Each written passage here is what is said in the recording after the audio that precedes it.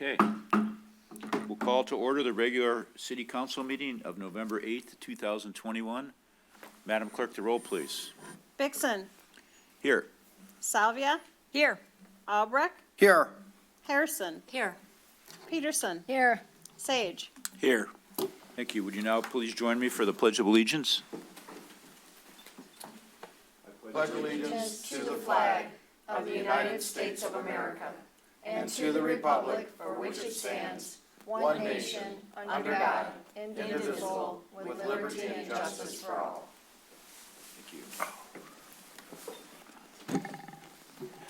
So welcome everybody on this beautiful evening. Maybe we will have this the rest of the winter. You just jinxed us. Maybe. Snows next week. Maybe. So first, I would like to congratulate the Councilmember Sage, Mayor Pro Tem Salvia, and Councilmember-elect Doug Gould for winning the election. And I also was victorious, so the four of us will be back for next time. But just for the audience, I wanted them to know that this meeting is still the previous council, and the new council will not be sworn in until next week or next meeting. So even though Councilmember-elect Gould is here, he is not an official member until the next meeting. So just so everybody knows that.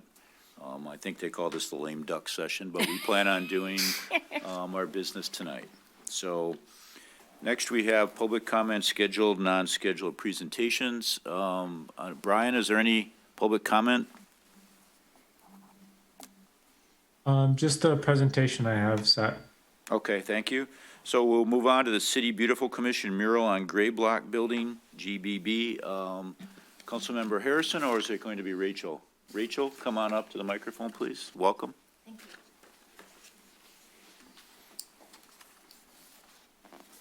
you. Can we get this screen on? Rachel, go ahead. Thank you to City Council for having me this evening. Hopefully you have all had a chance to review the rendering that we are putting forth for the mural on the GBB building. I'd like to give you some background on our process in choosing the artist and the focus of the piece. The artist we chose is Louise Jones. I sent along her website, which you see on your screens right here. Her name was in a list from the DIA of artists from their partnership with the Payne Creek Center for the Arts. We had a few other artists pulled from that list, but the CBC collectively chose Louise. Her style and aesthetics look realistic enough, but still showed her artistic flair. She also explained that completing this mural would fall within our $10,000 allotted budget for this project. Jones lives and works in Detroit, but she has worked nationally and internationally. From Jones's website, she is best known for her large-scale floral mural installations, which can be seen in public spaces throughout the United States, from museums to public parks. The murals often depict site-specific plants and animals, and the techniques are uniquely informed by her education in drawing and printmaking. All of these played a part in our decision to commission her. The subject of the mural is native plants and pollinators, reflecting our initiatives through the year, including a native plant garden and the Rochester Pollinators Initiatives, a subcommittee of our commission. Within the piece, you will see a swallowtail, a monarch butterfly, a hummingbird moth, bees, and native plants, including purple coneflowers and black-eyed Susans. Coincidentally, this piece will tie in well with the new mural on Main Street that also focuses on the environment and depicts species native to this area and a monarch butterfly. This rendering is a collage of photos, and the final piece will reflect her artistic style, similar to what you see on her website. If you can scroll up, the one on the right is the one that really drew us to her style. And you'll see the purple coneflowers included in the rendering provided. If approved by council, we hope to put the rendering by the wall that it will be painted on, with an opportunity for the community to view it and start getting excited, as well as donate to a crowdfunding campaign. We have also applied for a grant through the Community Foundation of Greater Rochester and held 2 fundraisers to assist in commissioning the mural. And I'm excited to say that on Thursday, we were awarded a $1,000 grant from the Community Foundation for this mural. Are there any questions? Councilmember Albrecht. You said $10,000, so the grant and the fundraising, so the cost of this will be all covered by Yes. fundraising and grants and things of that sort. So we were given $8,000 in our budget through the city. Right. With the promise of fundraising or finding $2,000. We raised $600 with our dog walk, $200 to $300 with or dog wash rather, $200 to $300 at Junk in the Trunk, and then $1,000 with this grant, so we're missing just a couple hundred. And Rachel, with bad weather now, just around the corner, as the mayor said, we hope. Not what I said. When will this be painted? The spring. Okay. Spring, summer of 2022. Okay, thank you. Mayor Pro Tem Salvia. Thank you. So I think the artist presented, she's got a beautiful style. You know, art is obviously in the eye of the beholder. She's got a beautiful eye. I like her style towards Georgia O'Keeffe. She's one of my favorite artists, so I think it'll look beautiful in our park.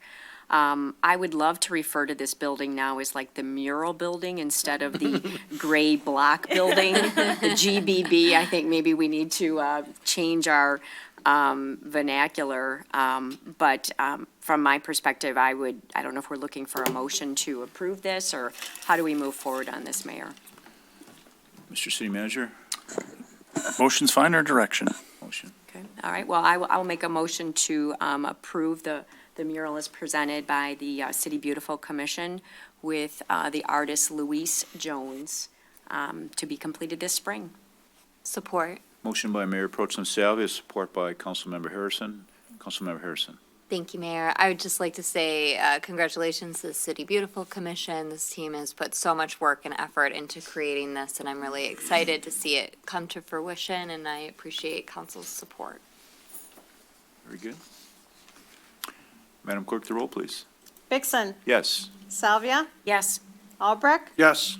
Harrison, Yes. Peterson, Yes. Sage. Yes. Thank you, and thank you for your work, and good luck. Thank you all. Thank you. Next, we have a downtown visiting session presentation presented by the Downtown Development Authority. Christy Tabarro, welcome.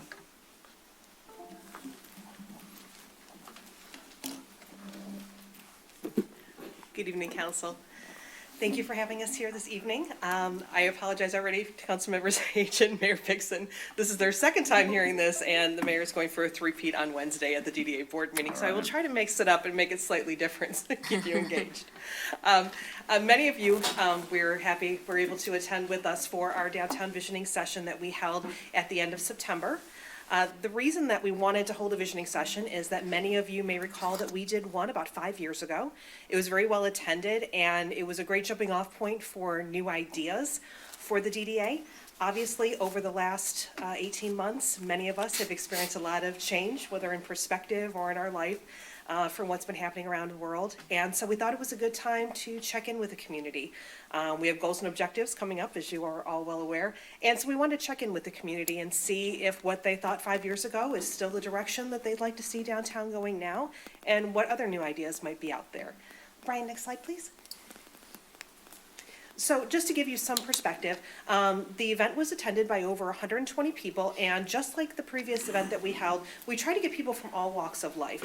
We treat Rochester not just as the city, but as a region, because the downtown can't survive just on the residents of the downtown, as Mark Albrecht knows. Mark was in my shoes doing this presentation tour about 5 years ago, so he recalls this very well. But we thought it was important to have Rochester area residents, business owners, employees, elected officials, boards, commissions, volunteers, committee stakeholders, community stakeholders, anyone who had an interest in what might happen with our downtown. Brian, next slide.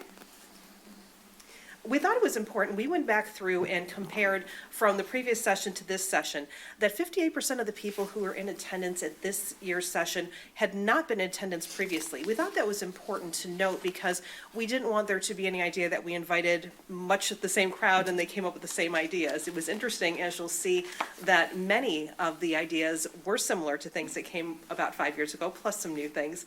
But it was interesting that while the majority was different, the consensus still seemed to be the same. And I think that contributes to where we're going to be going. So when we did this presentation, we had brought in Ben Muldrow, from Arnett Muldrow, which is a nationally recognized branding firm. They specialize in branding of small towns. And so Ben was our moderator for the evening. We thought it was important to bring somebody from the outside, but somebody who has community experience so that they could relate to the people in the room and kind of bring some other world knowledge. And you'll see with one of the questions that we added, that actually came from Ben's expertise. Next slide, Brian. So the first question that we asked are, what businesses would you like to see downtown? We felt like this was a very important question because we know while we still have been able to keep a 97% occupancy rate in our downtown throughout the pandemic, which we're quite proud of, I think people are going to start making some different changes and some different choices over the next couple of years. We're already seeing some retirements. Some people did expand during this time, but we think there's going to be some open space opportunities downtown. And so we wanted to be prepared to see what our community might be looking for if we're going to go prospecting for new businesses. And there were 4 that rose to the top. First, here comes the market again. People talking about a year-round farmer's market or even a boutique grocery store. People really want to be able to do everything that they can in their downtown. And one of those big holes that we have is not being able to have a permanent local food source. The town square, having an outdoor gathering space or an entertainment venue. Again, a lot of the comments centered on that people may come here for dinner on their way to go somewhere for entertainment or on their way back from entertainment, but that it's not something that exists here in downtown and they'd like something like that. A lot of people have enjoyed over the last 18 months a lot more of our park spaces and our open spaces, our downtown seating, so they'd like to see more things like that. Theater popped up, which we hadn't heard that one. Whether it was movie, a live performance theater, or a hybrid of the two. We're aware that there was a project that had been proposed to work on something like that. Unfortunately, it wasn't able to get traction, but it was interesting that there is still an appetite for that downtown. And then live music. A lot of people were talking about a permanent indoor venue for music. I don't think anyone's thinking of a giant place, but something more like a 20 Front Street in Lake Orion or a Crow's Foot in Pontiac, something that's a smaller one-off venue like that. Next one, Brian.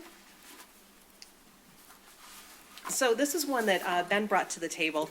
When we were sitting down and coming up with questions to ask the community, he had mentioned to us that many of his communities, while he knew that we were already in the process of an update of our master plan, that many cities are starting to do art master plans. That art is an important part of community, and that having an art master plan, then that gives you the opportunity, like when grants come available, or opportunities like the DIA project that we just finished, that we would be able to react to that. And so we had asked everyone where they would like to see art located downtown if we were to have an art master plan. And these are the 4 categories that stood out. People really want something on the bridges, either on the bridges or below the bridges. There's a lot of blank canvas there and a lot to work with. Gateways. A lot of people talked about the gateways. Any way that you come into town, they'd love to see some type of landmark art there to let people know that they've entered the downtown area. Parking decks. The exterior and interior walls. There's a wall on the east deck that I want to hit with a mural so badly I can taste it. So I'm excited that people said parking decks, that we would really like to do something with that. And then the pocket parks, whether it's the Rochester Lions Park, the Depot Plaza, which is where the big Christmas tree is, or the Walnut Pocket Parks that we did, one by Modette's and then one closer to University. And so there's opportunity. It doesn't necessarily have to be a big mural wall like we were able to execute with DTE, but maybe it's smaller sculpture pieces or other things that we haven't thought of yet. So it was really interesting. We had big city maps in front of everyone and asking them to draw where they'd like to see these things, and people were really into it and very creative and drawing lots of pictures, and it was incredibly interesting. A lot of people also had a lot of thoughts about the locks of love that have been going on that bridge and what we might be able to do with that, including some fundraising ideas. So it was really interesting. Everybody really went full circle around the whole downtown and didn't just focus on Main Street. Next slide, Brian. So then we talked a lot about placemaking. This is something that you hear DDA talking about quite a bit. And we gave them a little education as to what placemaking was and asking them what areas they think could be improved or enhanced downtown. We were surprised that the alleys seemed to rise to the top of something people were interested in. I think we have lovely alleys. I don't know how much time I'd like to spend in our alleys, but it's interesting that people were looking at doing some things there, whether it's adding art like we did during the Magical Mural Tour in September, adding enhanced lighting or amenities. A lot of people pointed to the alley behind the West 400 block where City Tavern is, because that was where we were able to do that nice pathway It does have some nice lighting. It feels wider. It feels a little bit more inviting in terms of an alleyway. So we thought that was something interesting to look into. An amphitheater, building an outdoor venue in downtown. While they recognize that we have an amazing band shell in the park, they felt like something centric in the downtown might be more desirable for them. Outdoor gathering, as I had mentioned previously, people love the outdoor seating that has been added, and they'd love to see more opportunities for that. Which I think we absolutely could do. We have lots of areas, you start really walking around and looking, there's lots of fun little nooks and crannies that we can make some interesting placemaking projects out of. And then a lot of people pointed to the Lions Park, although they didn't recognize it was called Lions Park, even though we have the sign there. It's really an underused parcel. When it was built, I don't know that it was really thought of as an entertainment venue. There's no electricity to plug anything into. It needs a lot of help over there, but there's opportunity. And it's just coincidental that we have been reached out to by the Rochester Lions Club, who funded the project several years ago, probably about 15 now, and asking us, saying they'd love to see something else happen with that and to be able to possibly invest some more to step that up. So we thought that is all sort of coming together as an amazing opportunity. And then we had one more question that we asked, Brian? So redevelopment ideas for downtown. They said, we told everyone, look at downtown and tell us if you could build anything, regardless if there's already something there. If you could build something, what would you build? Top 2 answers across the board. Outdoor music venue, year-round farmer's market. It was fascinating to us that everything seems to still keep coming back to food and entertainment. So apparently, people need food and entertainment in our city. Retail, we're good. Honestly, in the business list, very few people ask for more retail, which we thought we'd get a little bit more retail out of that. It's all about entertainment in this. And I think a lot of that comes back to that I feel like over the last 18 months, people have become a little bit more home-centric and place-centric, that they want to stay closer to home where they feel comfortable. That's their place. And so they do want to see us clicking more boxes so that they don't have to leave our community and they can do more things downtown. So it was really interesting throughout, as you look at everything. We did see some things from last time, but I feel like while the market really shone brightly that first time, the music and the entertainment is really coming through. And then I think when you pair that with the arts, it's a really interesting narrative to start pushing forward to looking at our downtown. So what's next, Brian? So presentations, obviously, we were at Planning Commission already. I was supposed to be at City Council last month. I appreciate everyone letting me push to this meeting. Our Site Development Committee is going to be brainstorming ideas and possibilities based on this. This is going to be something that's going to be their project. They'll be bringing things forward to the DDA in January at their Goals and Objectives meeting, which we're going to be scheduling this week, and DDA is actually going to be talking about the visioning session at their meeting this Wednesday as well.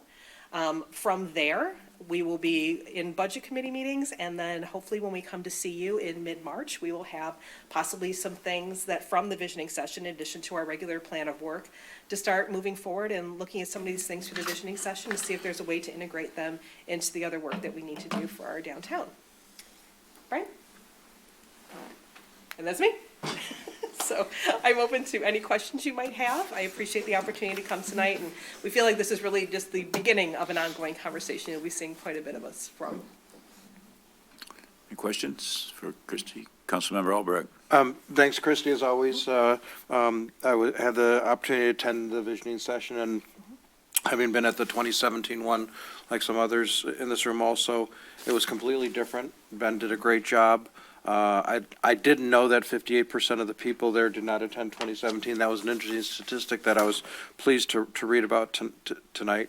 And I know you have a lot of next steps, but could we also, Blaine, get a copy of this PowerPoint presentation? Mm-hmm. So I was taking notes, but I want to be able to look at those 3 or 4 key slides that you presented. So thank you for your continued work, making our downtown a regional downtown for all the communities. Thank you. Councilmember Sage. Thank you, Mr. Mayor, and thank you, Christie, for the presentation. A couple things struck me that as we've kind of embarked on incorporating art within town, I'd love to see the pedestrian walkways in the alleys. Let's make that a big mural. It would really make those things jump. I would agree with you that there's probably an interest for an outdoor music venue. I'd like to see if we could potentially utilize the resources we already have. The parking deck there on Walnut, where then we would have space for everyone to attend the event and it being up top. Obviously, it would be weather permitting, but just hopefully you guys would consider something like that. Happy to pass that along. Thank you. No, great job, Christy, and I'm glad you brought it forth. I would like to know if you want to just work with the grant committee, though, and maybe we can help do some of these since they're crossover, DDA and city. Yeah, absolutely. Okay. DDA, because we didn't have a quorum in October, we weren't able to meet, so actually seeing this presentation last. Yes. Everyone, but they'll be fine, they can catch up. So I'm hoping that we'll get some consensus over the next few months out of DDA to see things that they'd like to pursue, and then, yes, I'd love to be able to work with the grant committee, because I know there's a lot of projects that will come up that they need something that's shovel-ready, or however it would Right. be in the art or whatever world, and so I'd love to be able to have a list of those things, so when opportunities present themselves, that we can take advantage. Okay, awesome, thanks. Mayor Pro Tem Salvia? Thank you. Thank you, Christy. It was really exciting to be part of the visioning session. It was so lively. You could tell people just love our downtown. It was really a great experience. Question, what is the Site Development Committee and who's on that? That's Sure. one I haven't really heard about. So site development, that's one of our Main Street committees. So that was the one that handles like all the light poles that are placed, the plantings downtown, any capital improvement projects in the district, they oversee that. Our Vice Chairman, Tony LaPuma, is the chairman of that. Okay. Bob Bloomingdale is on that committee. I'm trying to think who else is on that committee right now, because Jason Rewald was on it previously. He recently left that. And we're hoping if we have an application in for a new member who has expressed interest in being on our site development committee. So we're hoping that we might be able to add him as well. And then that's also the group that does the downtown maintenance walks with the fire chief and with staff and the DPW to work on things. So it's a pretty active committee, and it's probably controls the largest part of our budget in terms of being able to present to the DDA asking for funds to do different projects. Great, thank you. And then I'll just add, the part I really enjoyed the most was the art master plan. It was just a very cool experience, and you thought about art in different ways and how it could be directional, it could activate spaces, and just the discussion around the table was really interesting, what came out of it. And so, hopefully you'll publish some of those pictures, or maybe, I don't know, you'll make it cool so that more people can see how that process will look. So thank you. Thank you. I guess one other note on that regarding the art, because in other communities, in other states as well, that have all the rivers like we do, they have art along the river and things like that. So I think that would be good if we found a way to do that too. Yeah, absolutely. I mean, we honestly, if you look at our town, we have a limitless canvas, because for as much as we love art, we don't have a lot of art in our, No, we don't. public art in our community, and I think that's definitely something that we could do something about. All right, very good. Thank you, Christy. Thanks for you. coming. Thanks. We'll see you Wednesday. We'll try to mix it up. Next, we have approval of the minutes, consideration of the minutes of the regular meeting of October 25th, 2021. So moved. Motion by Councilmember Support. Peterson, support by Councilmember Sage. Discussion. Madam Clerk, the roll, please. Vixen, Yes. Salvia, Yes. Albrecht, Yes. Harrison, Yes. Peterson, Yes. Sage. Yes. Thank you. Next, we have approval of the consent agenda. First is a review of the current 2021 event calendar. Next is a consideration of a special event application from the Principal Shopping District to hold a Caroling in the City event on December 12th from 5 p.m. to 8 p.m. Is that the 12th or the 15th? Did I read that wrong? No, it's on the one notice, it does say the 15th, and then okay. it Okay. Next is a consideration of a special event application from the Stewart Team Real Estate, no relation to myself, to hold the Stewart Team Lanyap Big Night Out on November 22nd from 4:30 to 9 p.m. And last is a review of the license agreement between Oakland County and the City of Rochester to allow an enhancement to the Oakland Opc Public Safety Radio System to occur at the city water tower. So moved with the correction. I guess just on the document to Blaine that said the issue, this says December 15th, even though yours says the 12th. Yeah, it's in so the it is the 12th, on the event calendar worksheet, It's on page 15. yep, and then it looks like the police chief has it, Yeah, it says the 12th, but it's on the one, it just said the 15th. yeah, so. at the top of his memo, yep. Support. There's a motion by Councilmember Peterson, support by Councilmember Albrecht. Discussion? Madam Clerk, the roll, please. Vixen. Yes. Salvia, Yes. Albrecht, Yes. Harrison, Yes. Peterson, Yes. Sage. Yes. There is no old business or table items tonight. First is a public hearing, is a consideration of ordinance amendment to section 2125 fence standards set for public hearing. Mr. City Manager? Actually, our attorney will have this one, and I believe our... Mr. City yeah. Attorney? Yes, thank you. So before you is, for initial consideration, is a proposed ordinance to section 2125 of the zoning code regarding fences. As council may recall, earlier this year, we had discussion at this body about a code exception for having a fence around a pool that had a powered safety cover. City council was quick to put in a code change to remove that exemption. When we looked further at the zoning ordinance, there was an opportunity to, I guess, fortify that position with section 2125, which is the section for fence standards. So before you is very similar as the code provision already done. The section, subsection 2J, K was added, which says that even if they have a powered safety cover, they still have to comply with the barrier requirements. And then we didn't want zoning, Board of Zoning Appeals to be able to waive that. So in subsection 3, we specifically put in here that the Zoning Board of Appeals does not have the power to grant a variance from that requirement. So this is the counterpart in the zoning code to the code provision that City Council already passed. Because it is a zoning ordinance, the city will need to set it for a public hearing. So the action that we're seeking tonight is to simply set this matter for public hearing, and at which time, once that occurs, then it would be first reading and second reading after that. So tonight is, the intent of tonight is to have City Council set this matter for public hearing at the next opportunity. Councilmember Albrecht. Thank you, City Attorney, for closing this loophole with the language in Section 2K and Section 3. And I'd like to make a motion to consider this ordinance amendment to Zoning Code Section 2125, fence standards, so that we can set this matter for a public hearing. Motion by Councilmember Albrecht, support by Councilmember Sage. Discussion, Councilmember Sage. What would be our next available date, Blaine? Usually 30 days out. 30 It's days usually notice? So 2 the weeks. first Yeah, I was meeting gonna in say, I think December? the third meeting in December, yeah, based Okay. on when we get it into the newspaper. Friendly That'd be for amendment the to your first motion, reading. sir? Accept the friendly amendment. Support. Okay. Further discussion. Madam Clerk, the roll, please. Vixen, Yes. Salvia, Yes. Albrecht, Yes. Harrison, Yes. Peterson, No. and Sage. Yes. Thank you. Next is a consideration of ordinance amendment to Section 2306, light and illumination. Mr. City Attorney. Yes, thank you. Before you is a proposed ordinance amendment to section 2306, which is the light and illumination ordinance. This matter has bounced back and forth between City Council and Planning Commission, most recently with Planning Commission taking a look at what is before you tonight.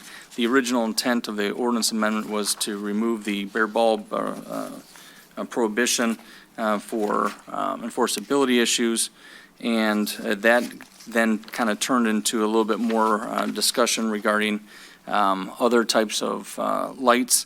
And this has now been enhanced since the last time City Council has seen it in subsection 3.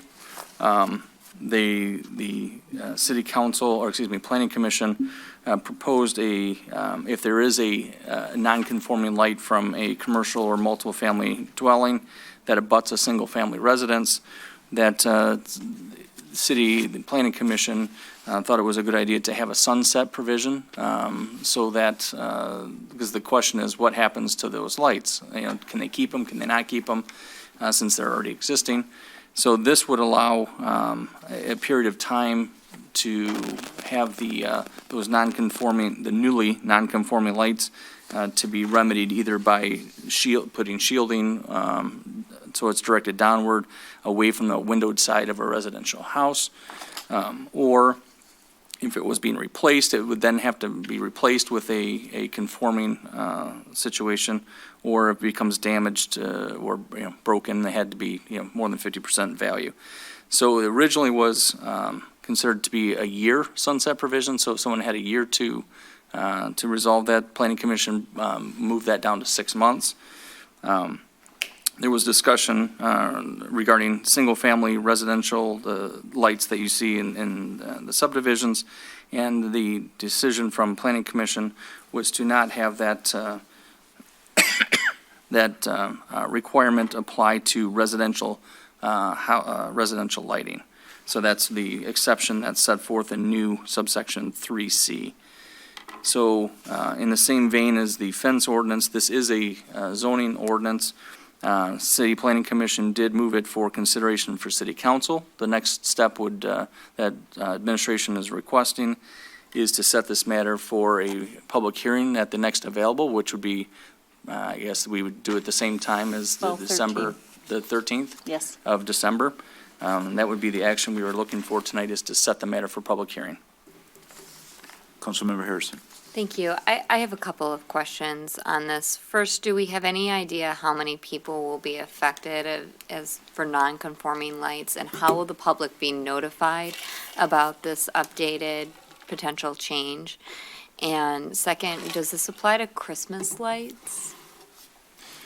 All good, great questions. So this, the public would be notified in that it'd be set for a public hearing. So the ordinance would be set, that we're discussing this matter at the next city council meeting, or 2 city council meetings.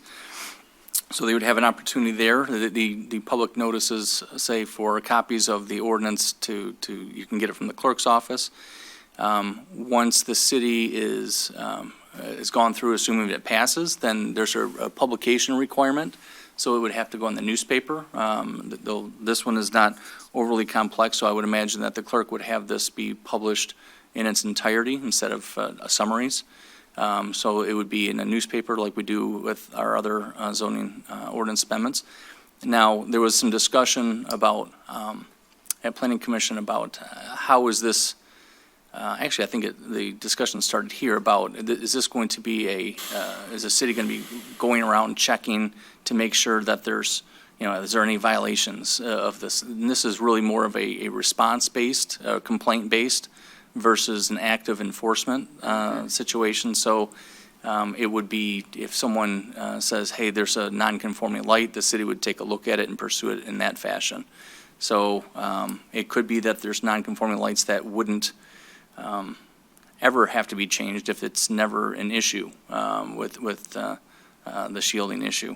I don't know how many for this particular ordinance. This is dealing with commercial or multiple family residentials next to residences. I know that, I don't know how many lights that would do. I know throughout this course, Planning Commission requested administration to go see if some voluntary compliance on some known issues could be had.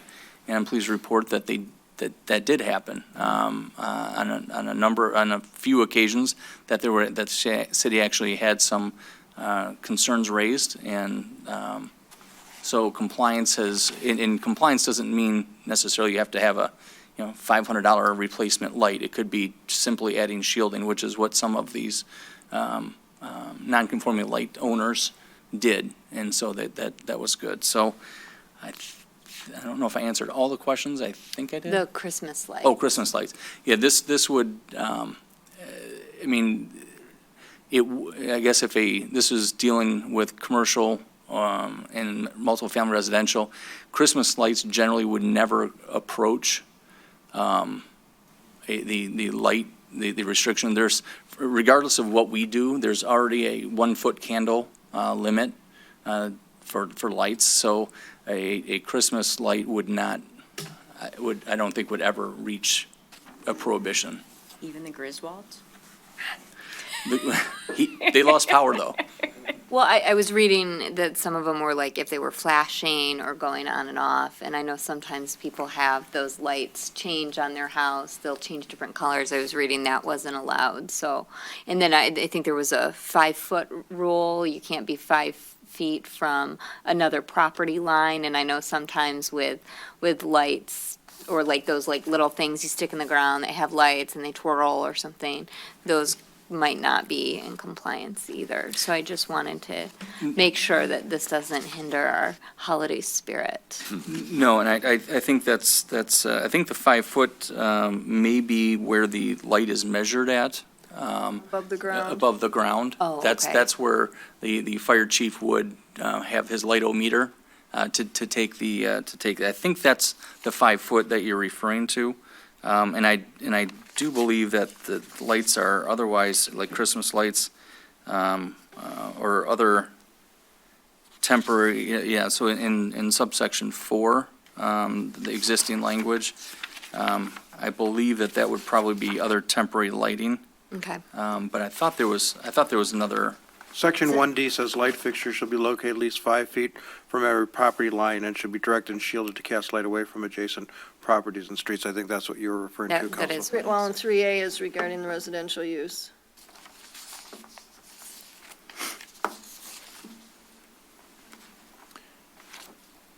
Do we, I have another question, though, if I may. Councilmember Peterson? Oh, thank you. So, in the part that says abutting, because I do know, based on the way it's written, if you have a property that's not actually abutting the residential in 3C, how does that affect the people thinking of the property that's across the street from them, that light shines? 3C is just a exemption. While it's subject to the 1 foot candle, Correct. it is not subject to the shielding requirement. It would still be, so if in that situation, the 1 foot candle would apply, and so those measurements could be taken. Okay.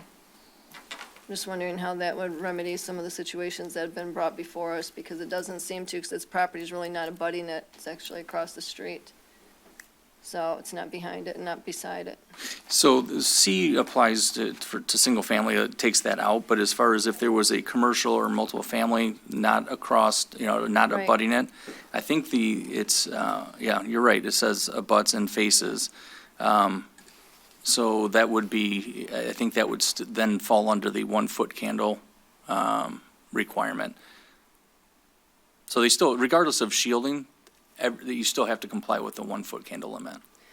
Okay, I guess, and one other, because regarding the commercial and multifamily, over on the east parking deck there, so we have 3 rows of city lights. We have the parking deck lights, we have the other lights, and we have another row of lights. And those all shine into residential properties.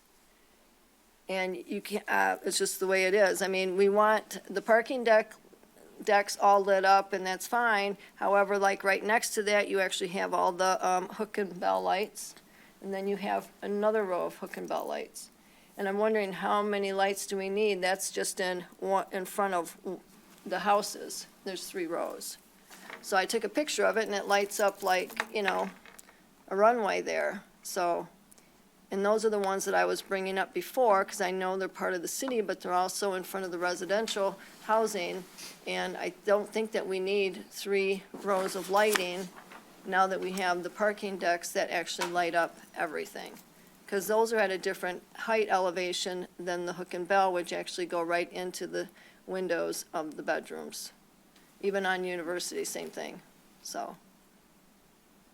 And I don't know if there's something that we can do in the future with the type of lighting that we actually get, because other places I notice actually have it to where the lighting is more down and not just in the face. Mr. Mayor, it's Nick. Mr. Banda, welcome. Hi, everybody. Just for a direct answer to Councilwoman Peterson, that property on East Street is zoned commercial. It's used as residential, but it's zoned commercial, both sides of East Street, just for the record, so in case that helps you. Well, there's a multifamily there that's as well, that's a residential property. And they have one on the other corner that they actually live in too. So there's 3 residential properties that, based on our ordinance, people, if you talk about residential, they actually live there. So I'm just talking about, we have a lot of lights in some areas that I don't think we need all of them. Mayor, I think we can look at that. Okay, thank you. Do we have a motion? Not yet, Your Honor. Motion to move the lighting ordinance to public hearing. Motion by Councilmember Peterson, Support. support by Councilmember Sage. Madam Clerk, the roll, please. Vixen, Yes. Salvia, Yes. Albrecht, Yes. Harrison, Yes. Peterson, Yes. Sage. Yes. Thank you. Next, we have a report from the Parking Advisory Committee. We met on the 18th. Councilmember Sage is on that committee with myself. And we had a very detailed meeting, and we came up with recommendations for the city council, right? Because that's what subcommittees do. So we had three recommendations. First, to purchase Civic smart meters at the recommendation of the police chief to replace the outdated parking meters. Second, to increase the hourly parking rate from $1 per hour to $1.25 per hour, starting February 1st with adequate public notice. And third is to make the elevator parking lot a free parking lot. Those were unanimous recommendations from the committee. And then we're still waiting for some information on parking in lieu, so we will have a recommendation for that at the next meeting. We're still looking for some more information on that discussion. And then also to continue to monitor the parking fund balance and trends into next year. As of now, we are 10% down from when we were at our peak before COVID. So we've come all the way back, but we're still 10% down, and that seems to be holding. You never know, but that's kind of where we are, but we will continue to look at that. So those are the recommendations of the PAC for council's discussion. Mr. Sage, Councilmember Sage, did you have anything to add? Nothing to add to that, sir. Perfect summary. Okay, thank you. Councilmember Peterson? So are we going to just discuss these considerations tonight? We can discuss them tonight. We can move on these tonight. We can discuss them and ask for more information, whatever the pleasure of council is tonight. I have a couple questions. One, on the purchasing of the new Civic Smart meters, what is the lifespan of those with technology? I think that's important. Using the parking decks all the time, I don't know how, I would like to know more about how that quarter actually is going to help, and will it actually sustain these to where we don't have to raise it again? Yeah, so one, we have the police chief here who will answer the question about the parking meters, but it's a very good question, is the goal of the PAC committee was to make the system self-sufficient. So we believe by raising it to the $1.25, that will make the system self-sufficient, and that includes the parking garages, but also the surface streets as well. So, Mr. Police Chief, Mr. Schettenhelm, Chief, do you want to talk about the meters?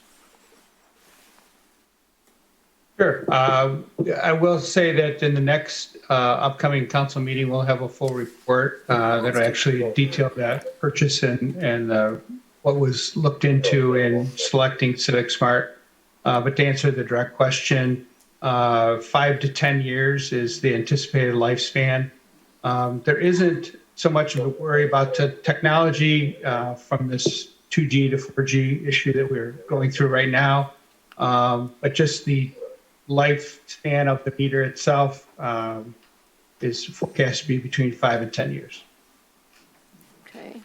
And I guess to follow up then, you'll have all that at the next meeting, so. Yes, well, we can have a discussion after you have that information in front of you as to how that selection was made, what the costs are. To give you the preview, Civic Smart was selected not only as a matter of price, but also by the performance that when we've looked at comparable cities that are using it. Also the fact that we're able to continue to use Park Mobile and also use coins and credit cards in the system. So. Okay, awesome, thank all you. those. Yep. Mayor Pro Tem Salvia? Thank you. Parking, our favorite topic. So I do think, this tool that the Finance Department has created that gives us all the options to take a look at is really helpful. And, for the public, there's options 1 through 19 that the Parking Advisory Committee looked at in terms of, do you change the hours, do you change the days? But really, adding that quarter, still keeping the first hour free, really seems to make a lot of sense. It generates $225,000 a year by adding a quarter. So in the packet, from the PAC, it looks like the recommendation is to replace the meter, so option 1. Option 19, we're forecasting maintenance expenses of $125,000 a year going forward, which I think those are light. I think those numbers need to be reviewed. I know finance is working on that. They should be fully loaded. Then changing to $1 a quarter, again, gets us $225, so that's option 8. And then option 5 has using the American Rescue Plan dollars in 2022, 2023 budget year. I personally don't know that I support that. I think those dollars should be held in reserve till we have studied different options and are looking to what other avenues we have to leverage those dollars. But, that is what's shown in the model, those 5 things. So again, great news that we're back up to 90% usage. Our goal of the system is break even. A lot of other municipalities make money on our system. I think we need to be clear that we are not trying to make money on the system. We want it break even. And then my last comment is that on parking in lieu, I know we're going to have more discussion on that, is that I would like to see that as close to 0 as possible. That would, as a goal of mine personally. Councilmember Albrecht. I just wanted to restate, when we had our budget committee, one of the things we wanted to memorialize in City Council, which I think Mayor Pro Tem touched on, was that the Park Advisory Committee, and Mayor, you said that also, we're not looking to make money. We're looking this to be a break even. And when we say break even, it's maintaining a fund balance of $460,000, which is also on the tool. So I want to make sure the public knows. It's true. And I salute the PAC, because in addition, in the packet were comparisons to Birmingham, Ferndale, Lake Orion, Royal Oak, Ann Arbor, Traverse City, and even with these recommendations that are being made, we're still well below, what I would consider comparable cities and park areas. I do think there are other levers to pull, and I know you're going to continue to look at them, and we talked a little bit about them. I have an opinion on the permit cost and some of the other levers that have to come. So I look forward to you, as Mayor and Councilmember Sage. I know you guys are on the committee along with some residents and business owners. So I look forward to more of this. But what was presented today by yourself and the police chief, I support. Very good. And just, one of the comments, a city like Birmingham, who has a lot higher rate, they make millions of dollars off of that and use that for their city budget, and we've chosen not to do that. We just want to have this parking fund, and we've really struggled with this since we built the parking structures, and so we're hoping that this solves the problem, at least, in the near term. Councilmember Harrison? Thank you. I appreciate the work that the PAC has invested in this. This has been top of mind for all of us for a long time now. I like seeing the $1.25. I feel like that keeps us competitive with other communities. We're not way out in left field. I'd also like exploring. I understand that there's additional cost doing a kiosk at the farmers market lot, but I think that that's something we should keep in mind, because having free parking in one area and not others doesn't make sense to me. I like consistency, which is another thing that I'd like to mention. I appreciate keeping the consistency of our times are free on Sundays, free on holidays, because everyone doesn't keep up on this, and to just change it out of nowhere. I mentioned in our budgeting committee, I don't know that I'll notice 25 cents when I go to cash out at the parking structure, but I would notice if I had to pay on Sundays, because I'd probably get a ticket. So, I appreciate it. Thank you. Councilmember Peterson. Thank you, Mayor. So a couple, what was the reason behind keeping the elevator parking lot as free parking? think we had a couple points, and then Chief, I don't know if you want to start, and then I can. Sure. We looked at its use when it was a metered lot, which was very, very little. So in fact, it was costing us money to keep it a metered lot since there is a fees that are associated with those meters, whether they're being used or not. The other situation was it's getting used now as a free lot, has been a free lot for over a year now. And so that does relieve some stress on the system in other locations in the city where people are able to park there. And we also wanted to look at a situation where we were raising rates to $1.25, and we wanted to, I guess, be cognizant of that and what that effect would be, and as a measure against that, to offer some 40 spots or I should say, continue to provide 40 parking spaces that were free, as we have in the last year or so. I'd note a few other things. There's the posts as well that we can reuse, so. And I think just the cost of putting meters in with the cost of, with very little usage, there was very little profit to be made at the end of the day, which was all of these things were the cost benefit of it, or a lot of them were very small. I think that weighed into our decision as well. And one other follow-up. So of the 10% that we're down, this quarter is going to fill that void 100%? Well, I think we're going forward with the assumption that we're going to be at 90%, that we're not going to be back up there. If we're back up there, fantastic. But right now, that's the budgeting forward was that we are going to be at 90%, not at 100% of where we were pre-COVID. To answer your question, Marcy used that as the new norm. Yeah. Okay, That so lower we're amount. not anticipating doing 100% funding of the parking deck then? Yeah, it would be reset to that 90. So how are we going to always make up the other 10%? No, that's the No, we're usage. Oh, the 90% is the usage. Oh, the usage. usage. Okay, all right, Yeah. because I wanted to make sure that Yeah. we're not Right. going to not have that. Right. Mayor, I'm glad. Mayor, it's Anthony, if I could. Yeah, Anthony, welcome. Hi, council.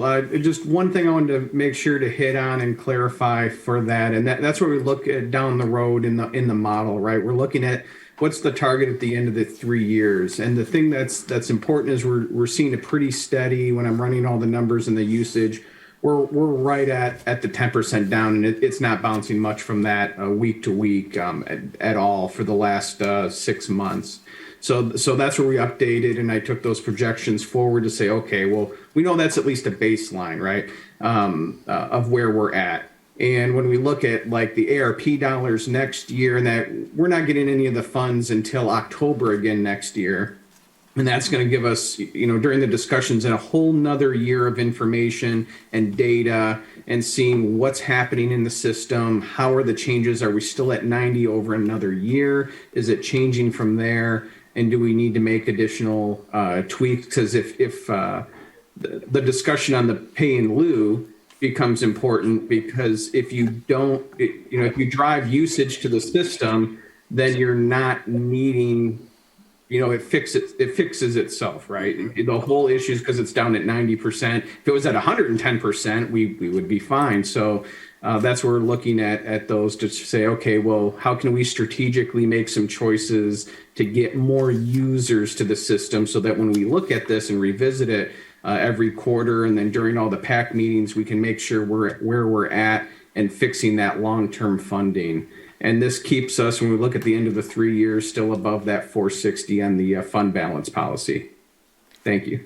Thank you, Anthony, because a lot of the public have had questions regarding that, so thanks for the explanation. Councilmember Albrecht? I'd like to make a motion on one of the items on the recommended council consideration.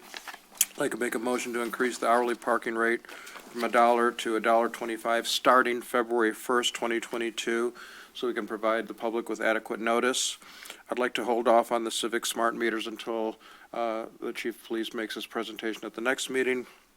I'd like to hold off on the elevator parking lot as free parking for further discussion. So my motion is just for that one point. Motion by Councilmember Albrecht, Support. support by Councilmember Peterson. Further discussion? Councilmember Peterson? Go ahead, no, go ahead, Nancy. Mayor Pro Tem Salvia? Yeah, so I mean, my discussion on this is that we don't have all the maintenance costs in there. Right. And so I don't, until we have the full maintenance cost, we don't know if we might have a $1 million maintenance cost in year 5. And if we have that big cost, we should be putting away money today so that we have it. I mean, we don't want to overburden the parking system and have money sitting there idle, but at the same time, we don't have all those numbers. So I don't know that we'd come up with a different recommendation other than $1.25, but I just think it's premature. So I don't support this at this time.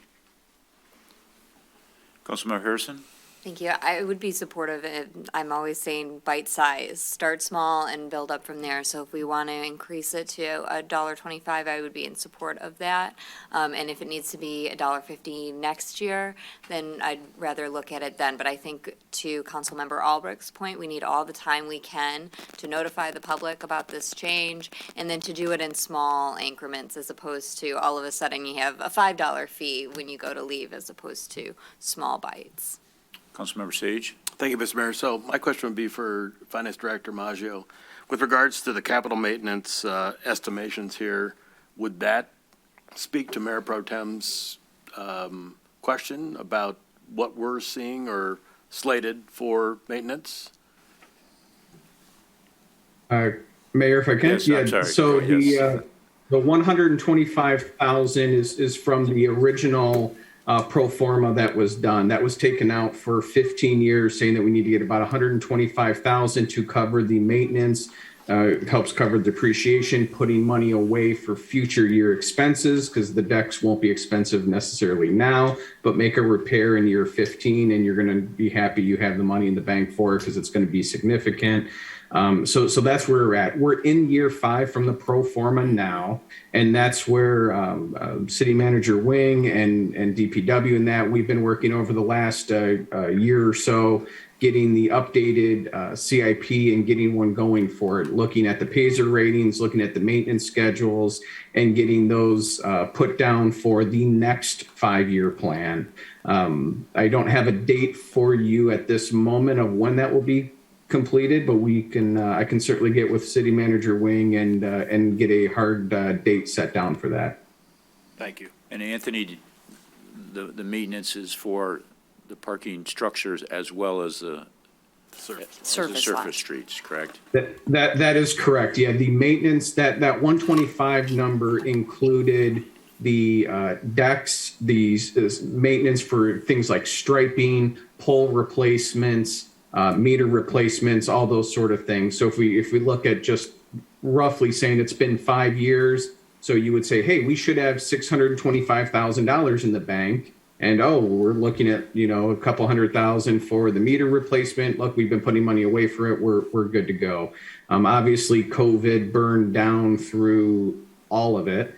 And so we've been making some adjustments to get both operationally solvent post-COVID, as well as getting the fund back up to where it needs to be so that as we're putting money into it ongoing, we're hoping to just make these small adjustments. So, Mayor Pro Tem Salvia, what would your preference be? Well, Anthony, do you have an estimate? I mean, are we not going to have the pro forma till next year, or is it something within 30 days? I mean, Mr. Finance Manager? Yeah. I wouldn't say a year.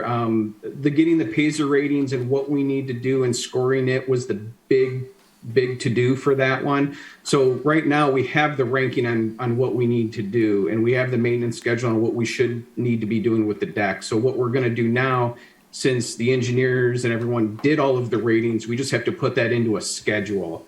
So I would feel comfortable saying I don't see why we wouldn't have a rough draft, within the next, probably 4 to 6 months, definitely during the, maybe right after the budget time as we adopt in May. We'd probably be right around then to at least have the draft to go back to PAC and infrastructure. And we can certainly make it higher priority and quicker if council, wants to say, hey, we want that now. We can most certainly bump that up in the schedule. Mayor, Councilmember Albrecht? Just for the record, and I know it's in the packet, but, for the fact that this won't take an effect until February 1st means we're only getting a partial benefit in our fiscal year of $93,000 in this fiscal year. But going forward, this contributes $225,000 a year. I hear Mayor Pro Tem Salvia's concerns, and, you know, we don't like surprises, but to me, the $225,000, the small bites that Councilmember Harrison talked about, I think offsets the $125,000 pro forma estimate that you guys worked with and the PAC committee. So again, I again, support my own motion, but I think let's do this now. It's November. Let's give our residents and visitors to our community 3 months' notice that this is going to happen. Here's all the information is in the packet for them to see that, you know, we're looking at this. We've compared this to other communities, so I hope that we can move forward with this tonight. And it's not going to affect the Christmas holidays at all either. Councilmember Peterson? Yes, thank you. So I asked earlier about whether or not this 125 was going to be something that was going to last a while. I don't want to. I will not support this motion now if next year we're anticipating increasing this or increasing it every year. I don't do that. Not even on the water or nothing. I think either we know what we need and we move forward with it. We can't continually raise this, though, unless there is something significant that actually happens and we actually have to do so. So, and I, you know, based on the comments earlier is the only reason why I did support it. But then hearing that possibility of it being increased next year, no, I don't want to. And if we really truly don't have all the information here, having our meeting right before the holiday still gives us 90 days to get something implemented between now and then that is solid, and then we know, and I can be comfortable knowing that I'm not going to have to, you know, argue this point next year when they want to raise it again or the following year after the 1 year. But I'd rather see us have this working in a fashion where we're not continually talking about this and having to raise that rate. And to me, that would be better fiscal responsibility, knowing that we have a set number unless it was something unforeseen. Mr. City Manager. Yep, so I think probably the fastest we could probably have something is April. So we have our PASER ratings. We are now going through and getting contractors to let us know if we're needing on each surface lot, the, mill and fill, is it just sealing it, is it striping it, going through on each particular one. In the past, the Performa has really been the focus for the 2 parking decks and not on each of these surface lots. I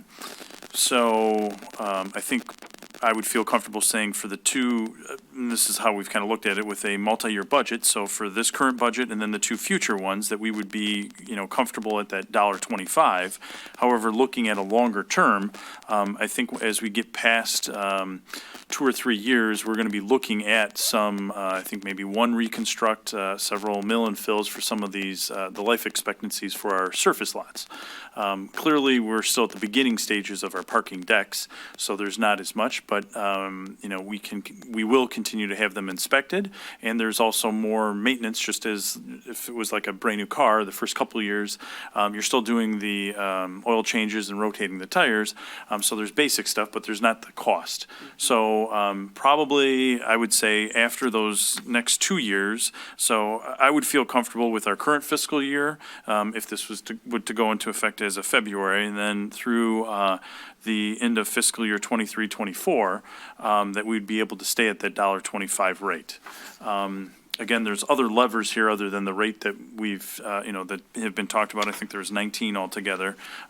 We've actually, since I've been here, lowered the permit fee from $40 down to the $20, and there's been a few other things. Understand we're still in a pandemic, and who purchases those, and, just even businesses sometimes subsidize those. But that's just one of the other levers. I think the increase from $1 to $1.25, just to add some comfort, would be through through this current fiscal year and the next 2 years. As we get a much broader life cycle of our full parking system, other than just the 2 parking decks, with kind of what I would say break fix is what we've been doing with the parking, the surface lots. Again, it wasn't too many years ago that we inherited those from the DDA, and now have not yet quite got a full cycle. We've now done the Paiser ratings, and now we're actually getting quotes for the repair work. And I would just comment at the back, we were looking at not having any increases anytime soon. Now, again, you never know, I guess.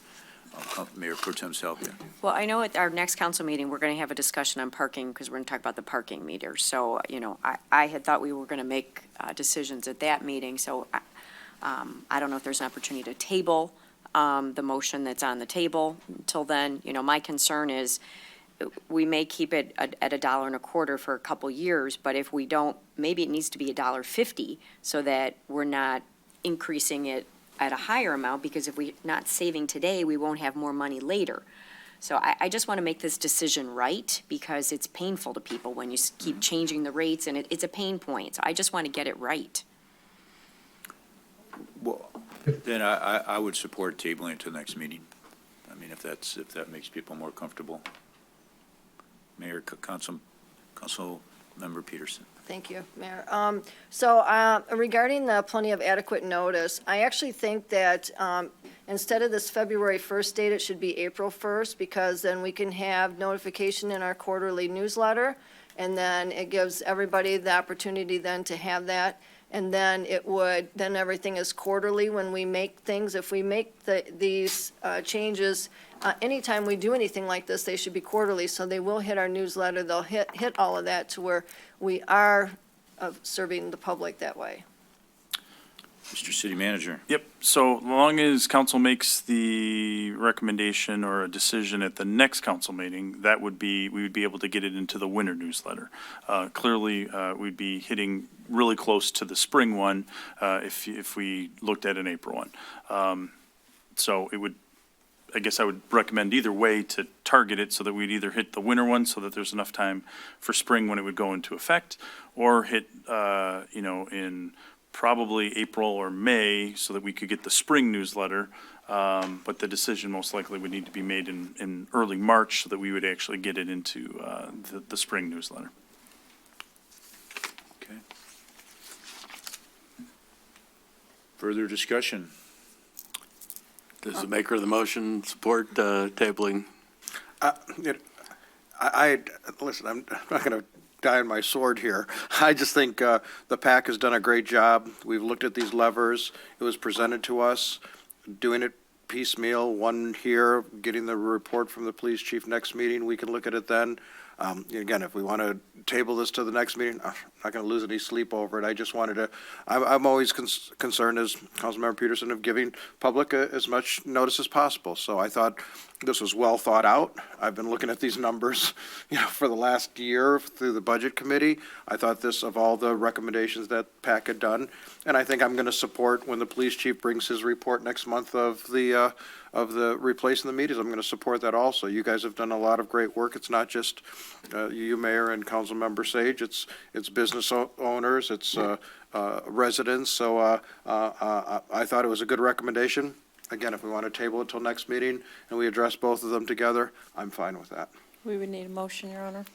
Motion to table the $1.25 increase to the next meeting, but I would urge my council member peers here and the mayor and mayor pro tem that we be prepared to vote on it at the next meeting to give our residents and visitors appropriate time.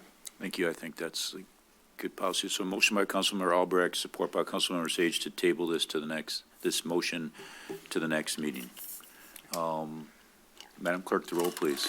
Mixon. Yes. Salvia. Yes. Albrecht. Yes. Harrison. Yes. Peterson. Yes. Sage. Yes. Thank you. can actually And remove my second. Councilmember-elect Gould? Remove my second.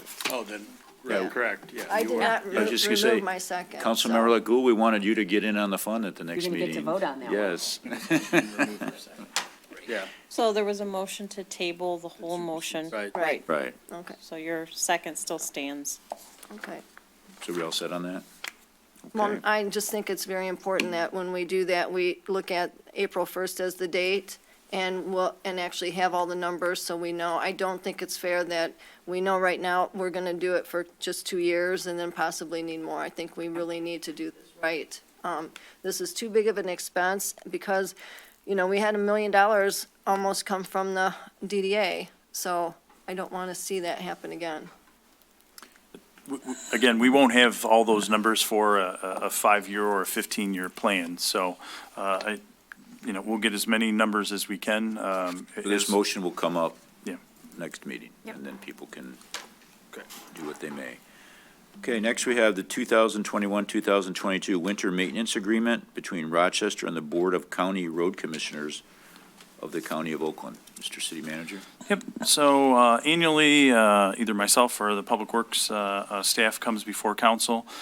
This is a standard agreement from the county that we entered into so that we can actually get paid back. Typically, the sum, and as it's listed on page 50 in your packet, is just under $20,000. Some years it's to the positive if we have a very light snow season, and other years it's, maybe $1,500, $2,000 to the negative. We won't know until the season goes through, but again, this is an agreement that the Road Commission, along with the city, has entered into. At least I could go back, it looks like about 10 years. So for this to be in place, they've asked for it to be on as soon as possible, and so that's where I brought it forward. For future ones, when we have a Public Works Director in place, again, we would change the signature from the city managers to the Public Works Directors. Motion to approve the 21-22 winter maintenance agreement with Oakland County Road Commission. Motion by Councilmember Peterson, Support. support by the Mayor Pro Tem. Discussion? Madam Clerk, the roll, please. Vixen. Yes. Salvia. Yes. Albrecht. Yes. Harrison. Yes. Peterson. Yes. Sage. Yes. Thank you. Now on to reports and regular business is a confirmation of the mayor nomination to the Downtown Development Authority of Roger Knapp. So moved. Motion by Councilmember Peterson, Support. support by Councilmember Albrecht. Discussion, Councilmember Albrecht. I just was so impressed with this application. I mean, So excited. Yeah. you know the name, you recognize the name, and I went through this and I was like, wow. I mean, this is just one of the most amazing, the qualifications Roger Knapp will bring to the DDA just is great. So it was very impressive. Thank you for sharing this, Leon. Yeah, he's also a very nice person. Madam Clerk, the roll, please. Vixen. Yes. Salvia. Yes. Albrecht. Yes. Harrison. Yes. Peterson. Yes. Sage. Yes. Thank you, and I think you'll be able to attend the meeting on Wednesday. Next is a consideration of a sanitary sewer service agreement on 830 Harding. Mr. City Attorney? Yes, thank you. Before you for consideration is a sanitary sewer service agreement. As background, I did lay out in my memo how this came to be, but 830 Harding, that address is being developed by Palazzolo Brothers into 4 separate residences. And going through and speaking with our engineer, there's just based on the topography and where the pipes from the city of Rochester are located and the city of Rochester Hills, it was decided from an engineering perspective that the sanitary sewer is best connected for these properties to the Rochester Hills line, which is in better proximity, and then connecting to the city of Rochester. Plus, there's conflicts that they would have to go through to get to our line. Apparently, there's a lot of things underground in that area. And so there are some of these arrangements out there going both ways, actually. Some of Rochester's residents are served by Rochester Hills line and vice versa. Just depends on where the pipes are in the ground and the access and topography. So I didn't include all 4 agreements here. They're all the same, just the addresses changed based on what the addresses are going to be. This has been reviewed by both myself, the Rochester Hills City Attorney, and their engineers, our engineers, and everyone is comfortable with it at this point. This is I'll say a standard form that has been used in the past. So at this point, the requested relief is to approve the sanitary sewer service agreement for the 4 properties. The parcel ID numbers are listed in the requested action in my memo, and to authorize the mayor and the clerk to execute. These will be recorded, so there's no confusion for future purchasers as to where their stuff goes and what their responsibilities are, and who bills what and when. So that would be the requested action. Councilmember Peterson, you had a question? I do. So a while back, I remember Sandy and she brought forth the same, over in the same quadrant, for the other builder. Is this one totally separate from that one then? Because the other one had to connect into us too. We had to give them permission to be able to do that over there. So this is the opposite. So That's this the is, opposite side. these properties are located in Rochester, and they're going to connect to Rochester Hills line. Right, I know that, but it's still, it's not the same builder that was before us over there, because that one had to do that with another one as well, correct? Well, the builder is the one who built the other houses in that area. Right. I don't recall the agreement or the arrangement for those, though. I apologize. No, it's fine, I just know that we had actually done that, so I wanted to know if it was the same builder that we did, even though this one is, it was to hook into ours at that I time. think it's the same one, but Nick, do you know? Is seal mine? Seal? I can answer it. Okay, Good evening. I think you're talking about phase 1, which is the 4 or 5 parcels that we had right at the corner. yes, Is that the one you're asking about? So they end up tying to the sanitary sewer at Quarter, I think, not the sanitary sewer that they were supposed to tie in for phase 2. So we had a better location for phase 1 that they were able to connect to. We didn't have to go to Rochester Hills. okay. That's why we end up going to Rochester Hills for this phase.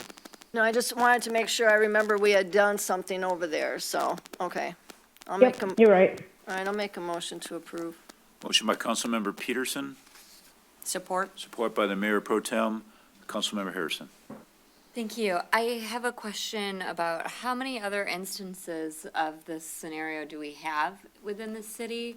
And is it working currently to have Rochester Hills bill us for us to then bill the residents? Because that just doesn't seem like the most efficient way to be billing our residents, is by acting as almost the middleman here. City Attorney? Yes, I would have really no idea how many. I know there's some in the north part of the city that we had looked at before based on the length of the run that they would have to have. But I don't know, I don't know if Cecile would have even a guess on that. But as far as the whole billing and how that would operate, that, I don't think there's been an issue, because the city gets a bill, they turn around and they charge the resident. In fact, for these, I actually asked made a suggestion, hey, can we do a direct bill between Rochester Hills and our residents? And the answer makes sense, which is you can't, because for utilities like this, if they don't pay the bill, Rochester Hills wouldn't have any recourse to put a lien on their property like you do on your own residence. That makes sense. So, yeah, that was a question that I'd asked as well. So that, trying to cut out the middleman, exactly what I wondered if that could happen. But the utilities, when they go back and forth, it's always the billing city is the one where the property is located. Councilmember Peterson? Yeah, just a follow-up real estate question. Can we put in there that Rochester Hills and the builder are responsible for letting the people know who they are getting their billing from, because the costs are so much different than what ours are? I mean, for notification purposes. Otherwise, people are going to think they're just coming to Rochester, and this is like well on this side, but you're not getting that on Rochester Hills with this hookup. I would, if I may suggest, that since there are bills, we can put what we want to on the bills. Okay. I think that's a good suggestion and Anthony, I don't know if there's any reason we couldn't add that to the bill, right? Is that, Rochester Hills service cost. Is there any issue with that? And that's something the buyer and the That- realtor should let the Yeah, that realtor would be a Yeah. Well, new no, one. you can't, it's not up to the realtor to on do ours. that. Yeah, we can definitely put messaging on there. Usually on those, it's one or the other that handles the direct bill, and we give reads to the other side.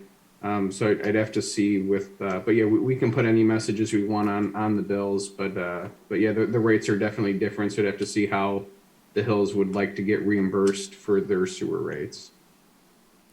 Very good.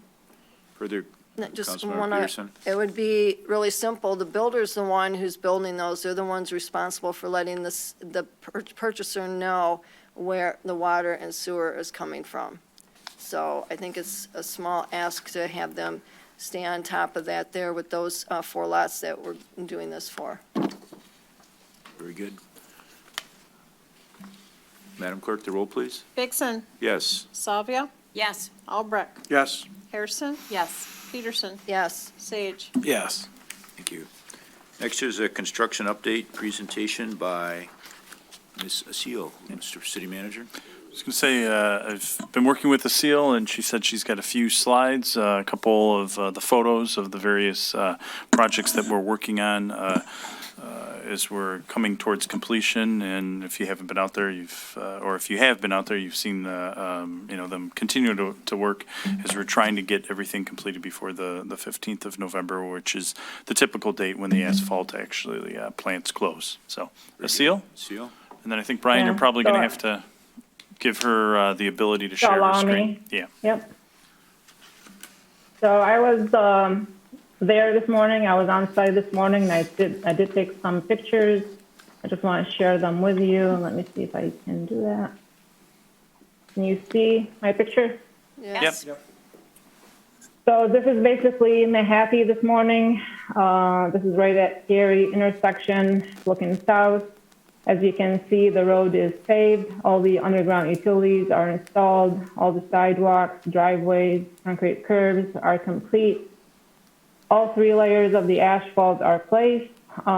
We do have some punch list items that we will need to take care of on this street. Basically, we have some sprinkler heads that needs to be replaced. We need to put road signs back on. We have filters and structures.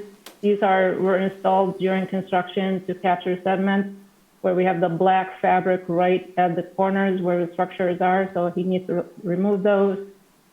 And striping, then also adjusting structures. All of this will supposed to be done within 2 weeks, and we'll have a complete project. So any questions on Mahaffey? No? Oak Street, similar situation. The road is paved. All sidewalks, driveways are complete. We do have some orange barricades, as you can see in the picture. This is basically the contractor, what he's doing, if you see on the next picture. So they paved the road right over the these are new structures were built during the project, and then the contractor basically just paved the road over these structures to have a better compactions around them. We are supposed to have concrete pad around the structure that helps with weather change movement, so we won't have cracks around the structures, which is the first thing that you see when roads start going bad. So we do concrete pads around it to give it longer life. And if he put the concrete pad first and then paved the road, it would have been hard for him to compact around the concrete pad. So they pave first, and then they come back and saw cut the square, adjust the rim, the cover of the structure up to the surface elevation, then put a seal around the structure, then pour concrete. This work that I've just described is going to be done by next week for entire Oak Street. And then also we have some punch list items that he needs to take care of. Same thing, sprinkler heads needs to be repaired. We have one area that he needs to regrade, and then same with road striping. Trying to see my notes to see what I've left off. And road signs. That's all I have on Oak. Any questions on Oak Street? There is a question. Yeah, Aseel, Okay. I know last meeting or a couple meetings ago, you were putting the top layer on, and so I was surprised when I came down Oak to see all these orange barricades. So what they're doing was a normal part of the plan all along, that they had to pave all 3 layers, then cut it back out and put it those concrete pads as you just, so this is not a punch list item, this is not something No. they did wrong, this is what should have happened all along. Correct. That's exactly how they did Ludlow too. It was the same contractor for Ludlow, and then we did exactly the same thing, just to have a better compaction for the pavement around the structure. Okay. Thank you very much. Further questions? Okay, Aseel. I think she's got just one more street. Wilcox. Currently, it's still under construction. Yep. We do have the flat work. Currently, they're doing the flat work, which is basically sidewalk, driveways, and concrete curb they're installing. They're supposed to be, hopefully, they'll be done by end of this week with all concrete work. Then they are scheduled on Monday and Tuesday to place so Monday will be the base level of the asphalt, which is the first level to go down. Then the second level will be on Tuesday. Then if there's any concrete work left, he's going to finish that on Wednesday, then come back and do the final layer of the asphalt by end of the week. So we should be done with paving by November 20th for the asphalt work in concrete. Then right after that, he's going to start on restoration, putting sod, and then hooking up sprinkler heads. For the sprinkler system, since most of the residents winterize their system, he knows the contractor that he's probably going to come back in spring and fix some of them. If they run their sprinklers and it doesn't work, then he knows he needs to come back and fix. And then after that, like I said, they'll have the restoration and then adjusting structures and striping, just like the Oak and Mahaffey. That's all I have for update. Thank you. Any questions for Aseel? Councilmember Peterson. Just a comment. I guess to the city manager, I called you on that regarding that today at Wilcox and University, because they actually cut out past the curb cut, the curb into University. So it is, and it's already narrow there, so it's very hazardous, because you can't, you could easily lose a tire going into there if it was too big of a vehicle on the left lane going south. Aseel, I know I sent both you and Chris, the DePonio project manager, so I don't know if you want to comment on that. So I talked to Chris right after I got your email, Blaine, and they said they do have cones, kind of like a foot inside University lane. It's not a lot of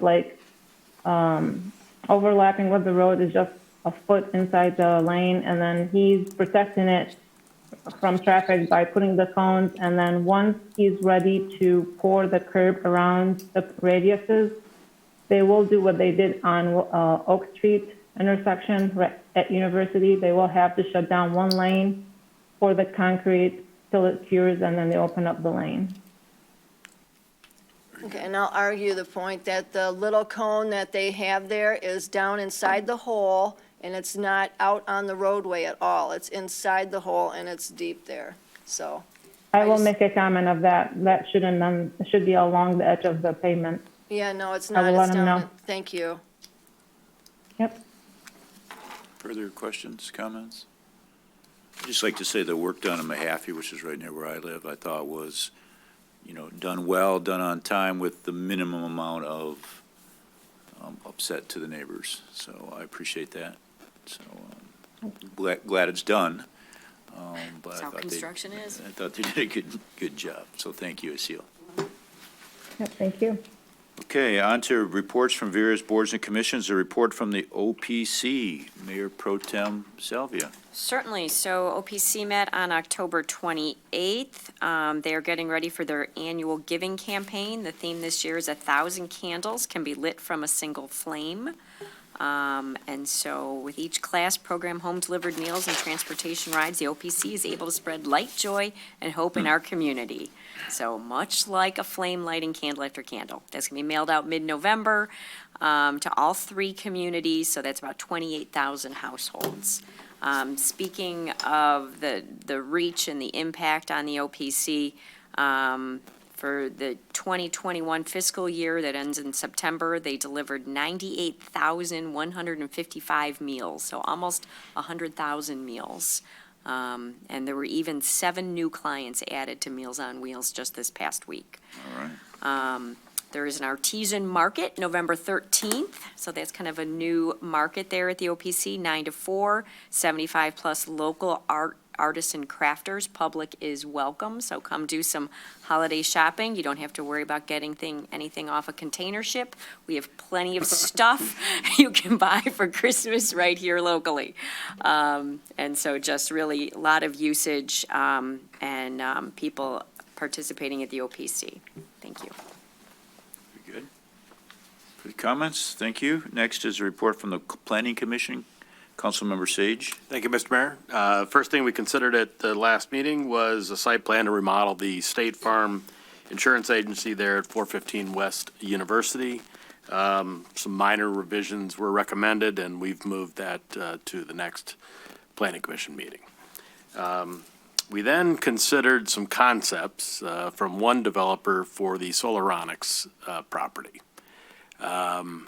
Lengthy discussion, interesting take on potential reuse of that property.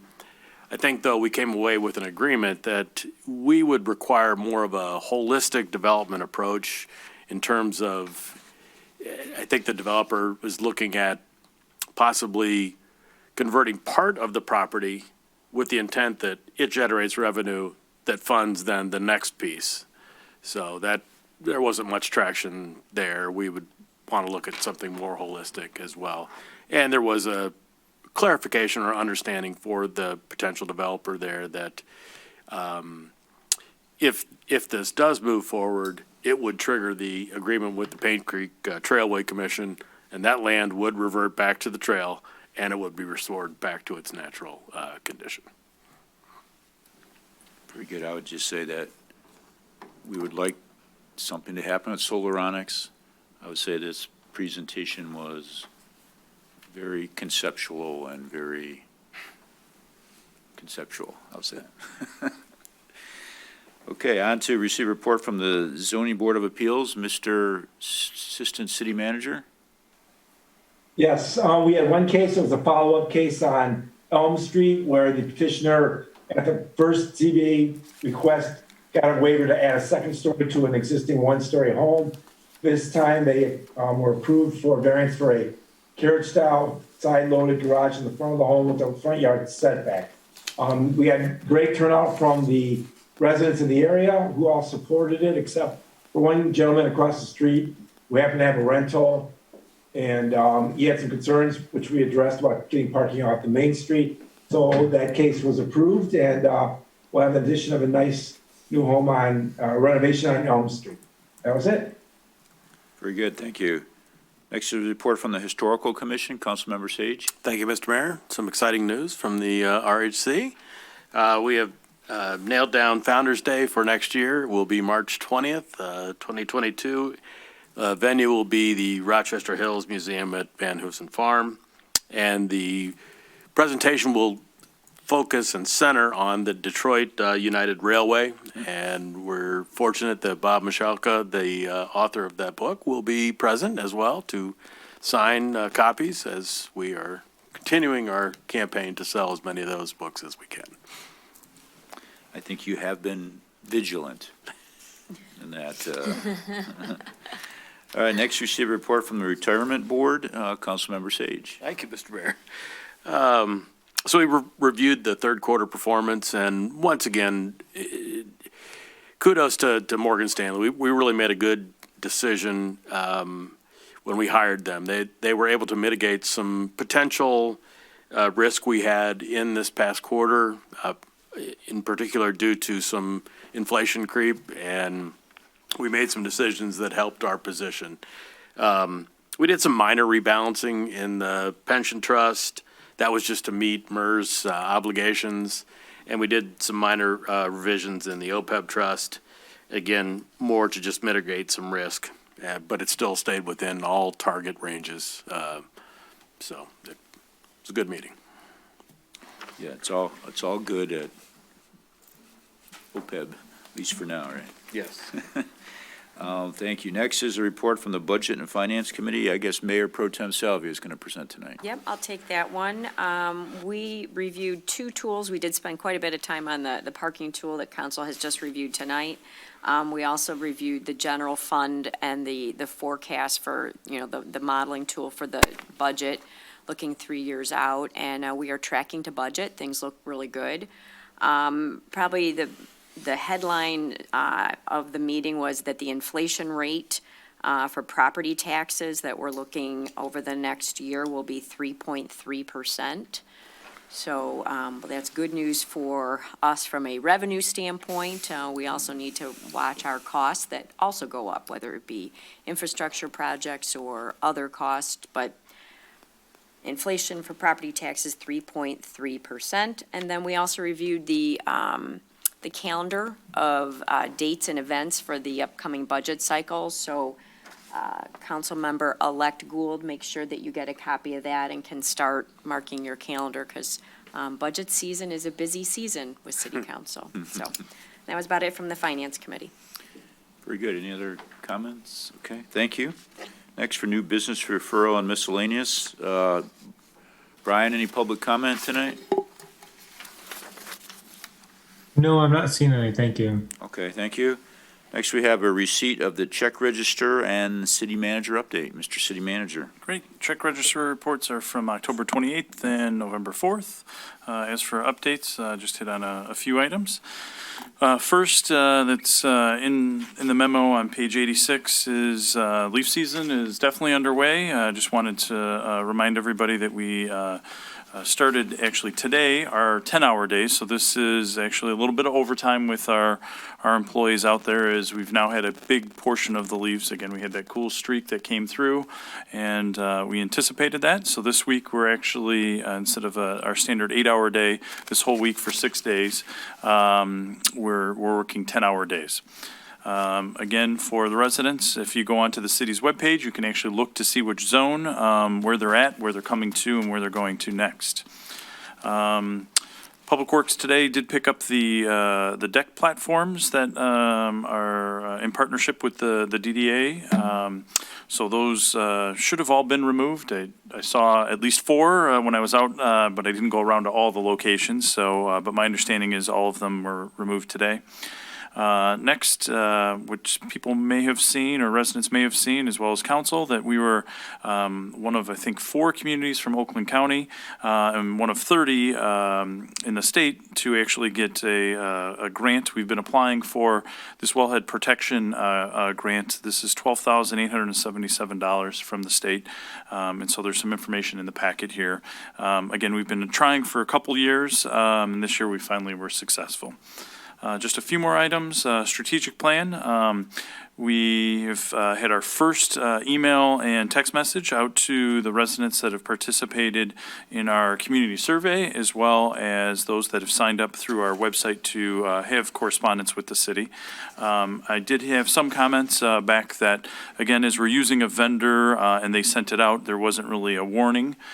So we're looking at, before any future messages go out, that we actually have a dedicated web page on the city's website, and then alert residents and direct them, to look at that, so they're not thinking it's spam or it's junk mail or anything like that. Final 2 things. happy to share that our new Public Works Director will be starting on Monday. He has signed the paperwork and has passed all of the necessary background components. So Monday at 7 a.m., we'll have him started. So for council, I'll get you his resume and other information this week. And then we'll have him attend the upcoming council meeting. And the final thing I have is city council photos. So we'll have that, the photo shoot at 6:30 before, and then we'll get times out and kind of schedule that with council members, and then have the big group photo right before the next council meeting. So we'll have that here. We also have to plan for a swearing-in ceremony as well. Yeah. So Yep. do we want to do that? Well, do we want to do that at that meeting or maybe the next meeting? Well, the photos we're trying to get so that we can actually get our winter newsletter out, so. I think that's good. I'm gonna have my hair done and everything, Yep. so. Well, So- there we go. Doug and I are doing the same thing. We're getting our hair done. Yeah, there you It's go. great, I appreciate that.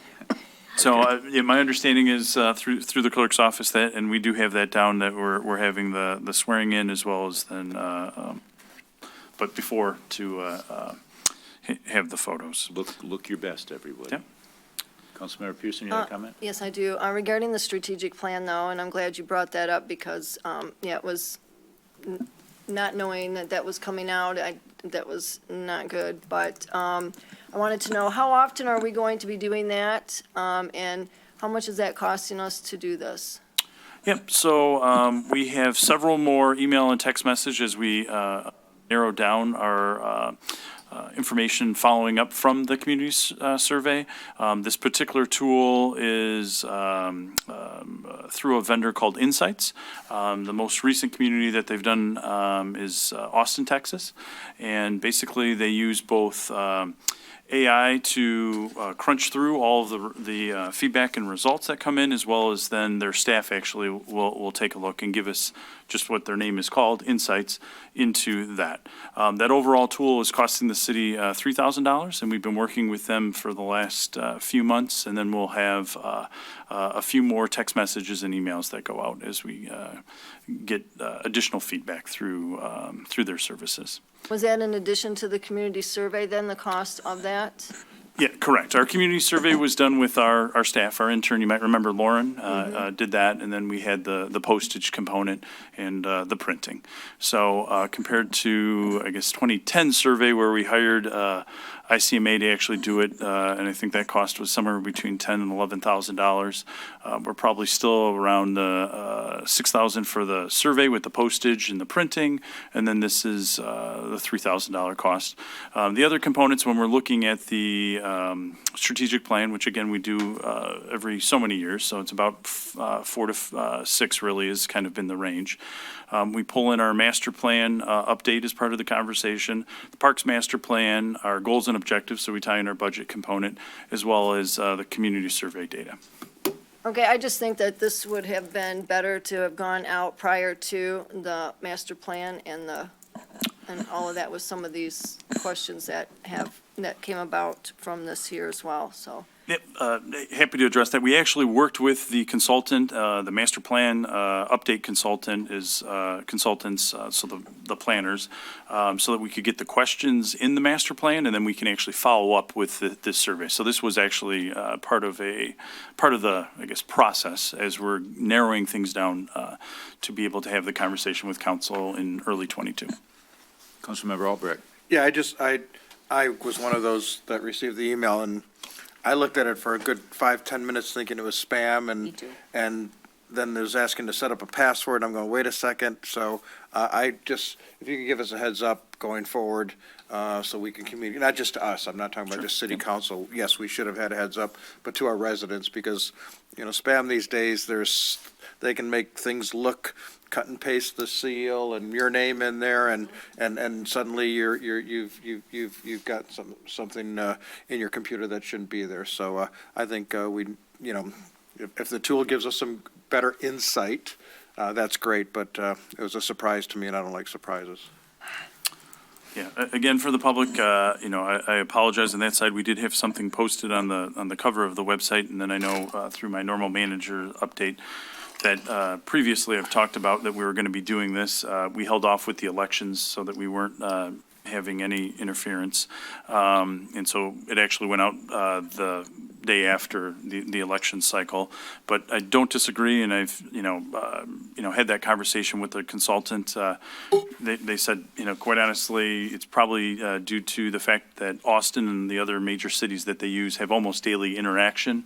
So the residents in those communities are used to getting text messages and emails from those communities. We are one of the smaller ones that they've worked with. So they've noted that already, and we've had some good, probably 5 or 6 conversations just on how we were going to address it, how we're going to address it going forward on both the text side and on the email side.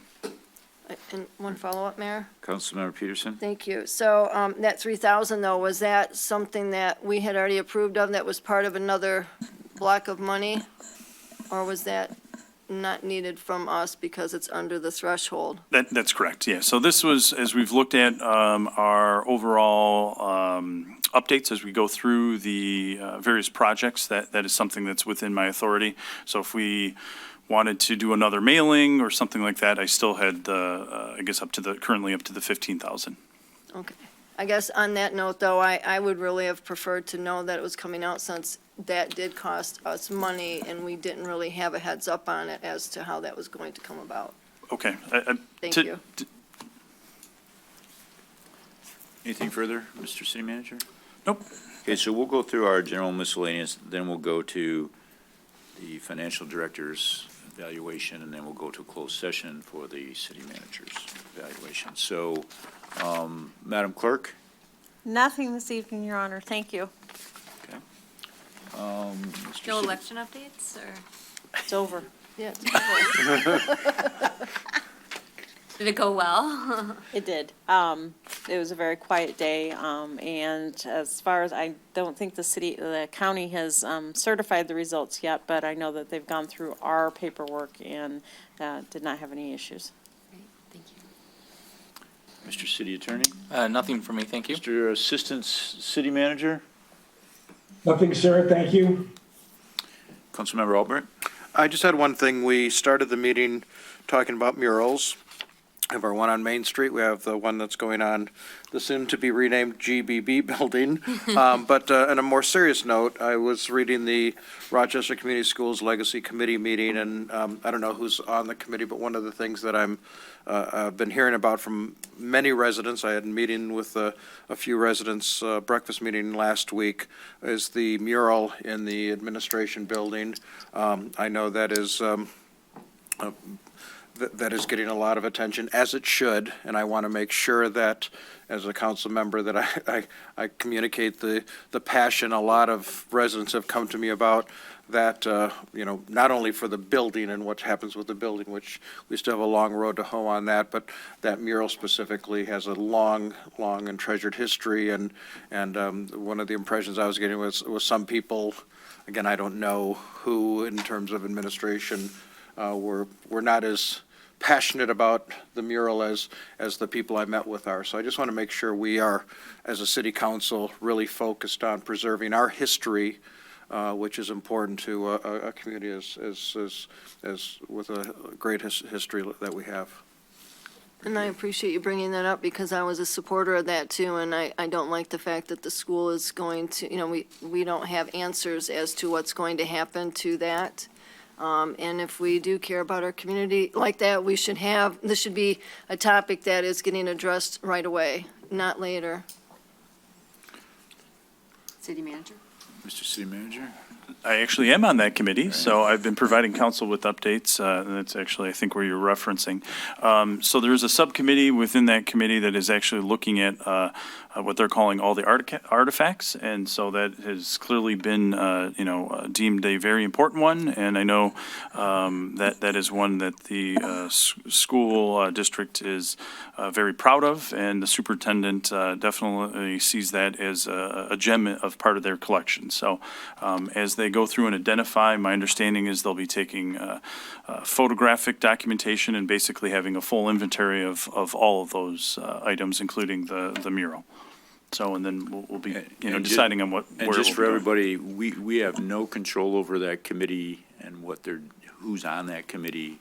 That's all the school board. 'Cause- But I think we as a, Right, as absolutely. city council, Right. city manager, you as the mayor, and us as city council, we can be very, promulgate our support of preserving our history. This is our city, our history, and I want to make sure that committee and the Rochester Community Schools Board understands our passion for that. I'm speaking for myself, but I see head nods, so. Absolutely. Councilmember Sage? Thank you, Mr. Mayor. So I'd like to speak to that. So that mural itself was actually restored by a local Right. resident here, LaVere Webster, and with funding from both this city and the Rochester Avon Historical Society. So we have some skin in this game, and I would also be in full support that it is not relocated to their new building, that we would find a place here in town to relocate that mural.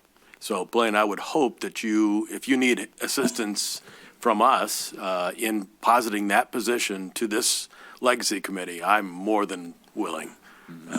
So I'm happy to share that. The school, I guess superintendent's opinion is the ownership is through to the school, and then it would still be staying in Rochester, which is their new facility is located here in our community. Again, there has not been a decision of, where that would be specifically displayed, but as of right now, it sounds like that would get moved to their new school district offices in the former Letica building in Rochester. It's so wrong. You know what? I guess it's a learning lesson for us to not invest in things that we are not going to have any skin in the game, because that was something that never had the thought of ever having to come out of there, and that's the only reason that place was chosen. Right. They do actually have, the restorer is actually going to be speaking to the restoration process, and we've asked, the committee's asked if that could actually even be recorded. So again, I'm hoping that it is recorded and then can be displayed, through their website and other components. Mayor Pro Tem Salvia. Thank you. So LaVere did do a presentation last week, and it was recorded. Okay, good. Through the Oakland Township Historical Commission. So it's clear we all love the mural, right? It's clear we all love it. It's got great support.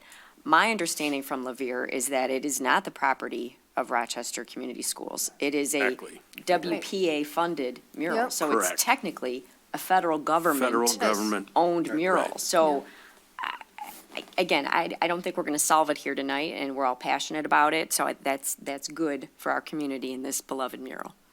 So could we get heads up on when the next legacy committee meeting is? Sure. Happy Great. to pass that on. Very good. I think we're all in agreement on that one. Yeah.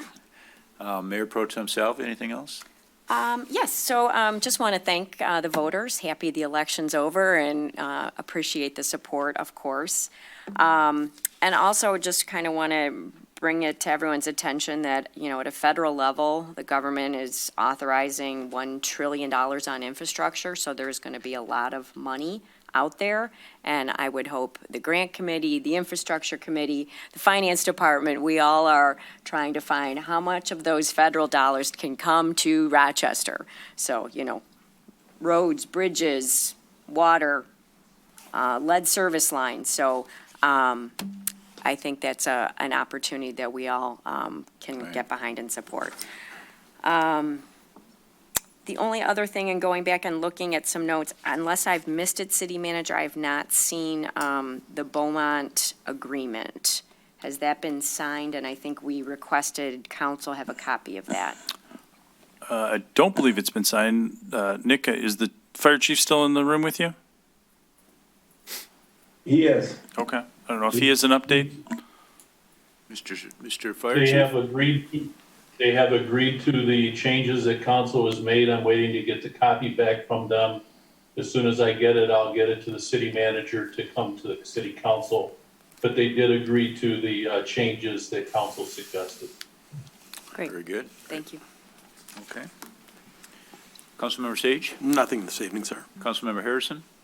I just wanted to note that the DDA hosted a mural unveiling in downtown Rochester for our new and very first mural in the downtown area. It was really successful, so thank you to the residents who came out and to the council members and mayor and Mayor Pro Tem for being there. I thought it was a great event. I am so excited that the focus is on art in this community. That's really important to myself and I think all of us. So I'd like to congratulate the City Beautiful Commission on receiving the grant from the Community Foundation. They hosted their tailgate party last week, and not only were we recipients, but also the OPC and the Community House. So we're just grateful for the support there, and it was a great event. And then I lastly wanted to congratulate the Mayor Pro Tem, and Councilmember Sage and Councilmember-elect Gould for their win last Tuesday. Thank you. Councilmember Peterson. Thank you, Mayor. So last meeting, excuse me, I spoke about the West Middle School and the drop-off and pickup of the children and everything. And I happened to be driving down Old Perch when they were lining up to pick up, the cars were lining up to pick up the students. And it is a mess. The traffic is into the actual roadway. They're halfway on, halfway off the road in a line trying to get in. And you have to actually go into oncoming traffic lane to be able to even get past all of that. There is not a crossing guard at the entrance where the cars are going in and out. And saw that 2 children almost got hit trying to cross there because you have 1 car going in and 2 going out, going in both opposite directions. And so it's just, there's a lot of things that we need to do to correct that. So I did call Mayor Barnett, and I told him what was happening at that time. And I told him he really needs to look into it because we shouldn't be having to worry about the children walking from there to, leave to go home. And the traffic situation that's there.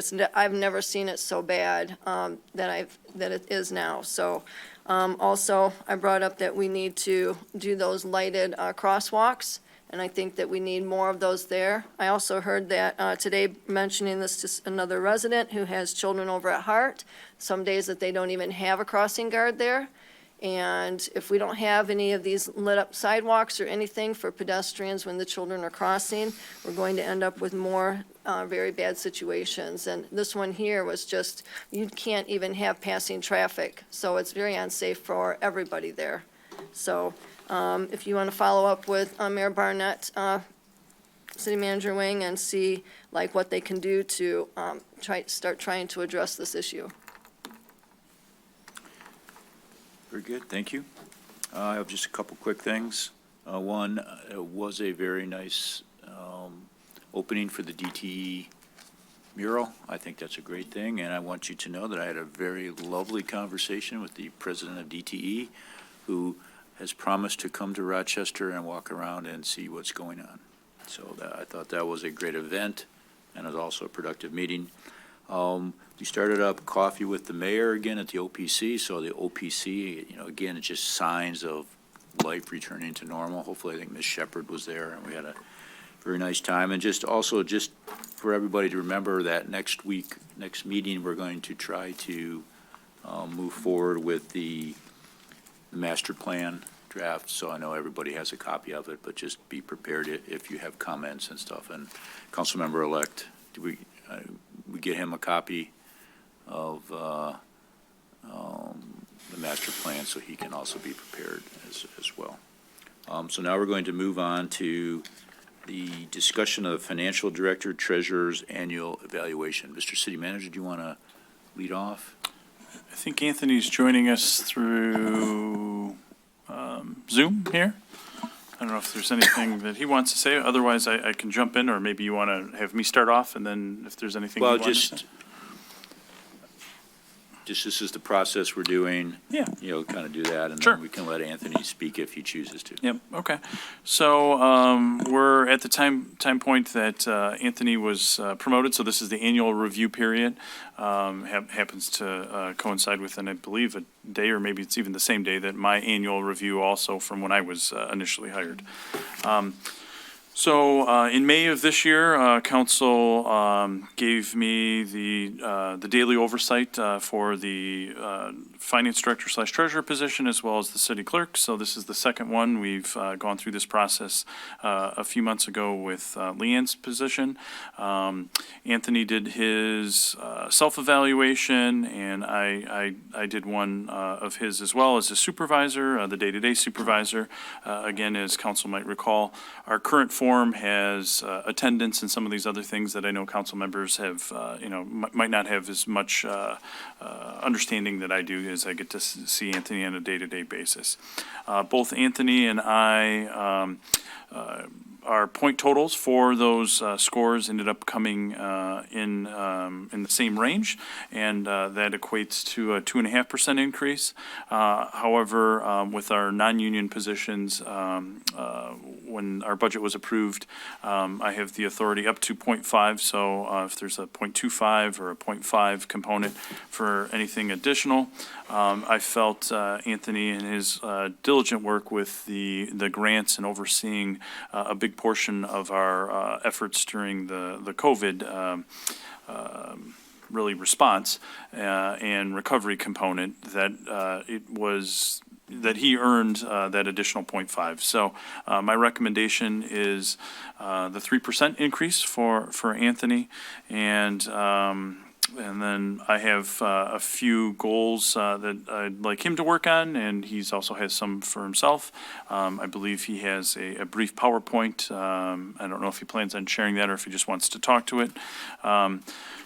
Councilmember Albrecht also came up with, and council might recall, that the mayor was okay with him suggesting, and so there were some additional kind of questions. And I actually have a printout that, and I can pass out to council, that our attorney actually received all the feedback. So maybe if I can maybe pass one, take one, pass it along. I'll just hit on the few topics, and then council members actually provided the feedback. Anthony also does have a copy of this. So some of the topics this time, which is a little bit different than we've done in the past, are what are the areas that Anthony does well in, what are areas that Anthony needs improvement, what are the three top priorities for Anthony in this upcoming year, how can city council help Anthony be more successful, and then council members provided that feedback to Attorney Crott. He put together this summary, basically 2-page with the bullet points, and then the information behind, again, and council's already received that, is the self-evaluation form that Anthony did, as well as the supervisor one. So again, overall, I feel Anthony has continued to improve as our finance director / treasurer position, and I actually feel that this last time period was his best year yet, and that's why I'm very comfortable with, again, with both his self-evaluation score and mine scoring in that same area, but again, due to the extra efforts that he put forth during this last 12 months, that he, in my opinion, deserves that extra 0.5 to bring him to a 3% increase. Okay, so Anthony, did you want to say something? Yes, Mayor, I have a quick PowerPoint to share. I will hit briefly just on a few of the items.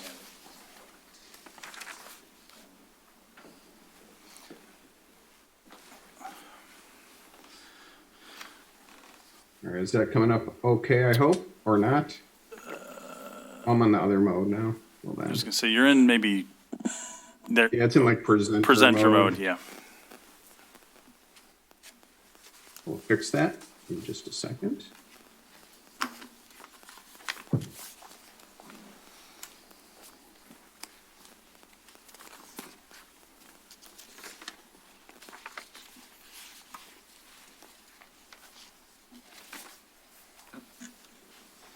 It's a cool screensaver. You're taking us out to space now. I like that one, yeah. He's excited.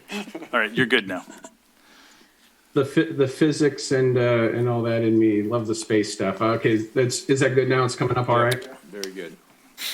All right, great. I will hit just the highlights on these here for the presentation. Thank you, Council and Manager Wing, for another fun and exciting year, which will who knew COVID and all that fun? What a fun time to navigate local government, let me tell you. I just want to start off with a quick reminder and summary on the core elements for finance department. So I run these core elements on kind of governing the areas I focus on, make improvements for, and drive my department and the team and everything forward on. Acronyms TAPERS, transparency, accountability, protecting, education, reporting, and services. One of the most important things in finance and especially treasury is the transparency, right? We got to make sure everyone knows what's going on, that the financial position of the city is very clearly conveyed to both council, administration, the residents, so everyone knows, where we're at and how the impact is. One of the biggest changes from a normal year, obviously the quarterly getting ever evolved and updating with the financial impact report, which is right over here that you'll see blown up on the right, and then keeping everyone the focus on all of the grants, as well as what the impacts have been and where we're sitting at. We've continued evolving that interactive model for both parking fund and general fund, because I'm really trying to focus in and keep us in a long range thinking, right? So I want to make sure that, what are the decisions we're making now and looking at what's the ripple effect? What does it look like 3 years from now? It's really important to see where we're going, and it's been great that Manager Wing and Council's been very supportive in getting this multi-year budget adopted and really looking out and making these decisions going out into the future, which is fantastic. On the accountability side, obviously the tying of the SWOT to department goals and objectives. So so now during the budget process, when we're reviewing department goals and objectives, I make sure that they're aligning with something from the SWOT, and that all of the SWOT items are looked at. We don't want to leave any behind. We want to make sure we're addressing all the strengths. We want to make sure we're addressing the weaknesses, the opportunities and threats. And because we have so many various departments and people and manpower across the team, to do that, we've been successful in being able to at least do the goals and objectives for each of those. Continue working closely with the Finance and Budget Committee, and as Manager Wing mentioned about some of the goals in that, handing the torch off on PAC will be coming up on mine now for this upcoming year. So I'll be taking a more active frontline role on the PAC meetings. Been working on cross-tracking for emergency events. If anything, I've learned when we've had these big events where there could potentially be future reimbursements or declarations for assistance either from the feds or the state, having everything in order and tracked and ready to go is crucial. It's really hard, if it's 3 months later that a declaration's confirmed and, oh, hey, you can get reimbursement, I have to go back 3 months and try to recreate job duties and timesheets and allocations and all that, right? So part of the normal process is getting everybody normally already tracking it that way. Even if it isn't an emergency event that gets reimbursement, we're used to the process across from DPW, fire, police, all the departments to make sure we're doing things consistently and repetitively so we don't lose track of that. Financial protection, one of the largest things we've done that I just completed a couple months ago on the positive pay is it's essentially a mechanism with our bank account. So all the money we have in the account, all of our bank accounts, that no one can draw against it if there isn't a positive match. So every time we do an AP run or we do checks, payroll checks, all those sort of things, we upload that. And I got the process in place now that we upload that to Case. And so when we do an AP run, file, upload it, and only the checks that match will be cashed, and if they don't match, we get an alert, and then Chase denies it. There is no shortage of attempts to collect money on other people's accounts, specifically commercial accounts, and specifically the city is no exception to that. And then grant funding continues to be a priority to make sure that we're taken care of, both due to COVID most notably, and as we roll forward.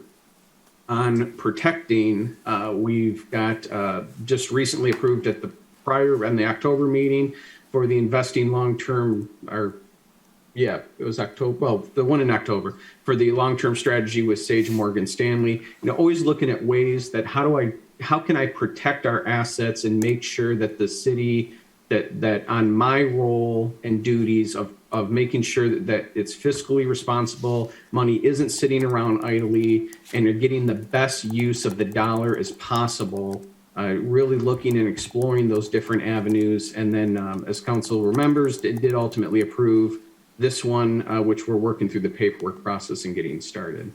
Then also recently, the reorganization, again, for finance, as well as DPW staffing. On the education side, education is very important to me, and I make sure that every single one of my employees has an education goal for each year.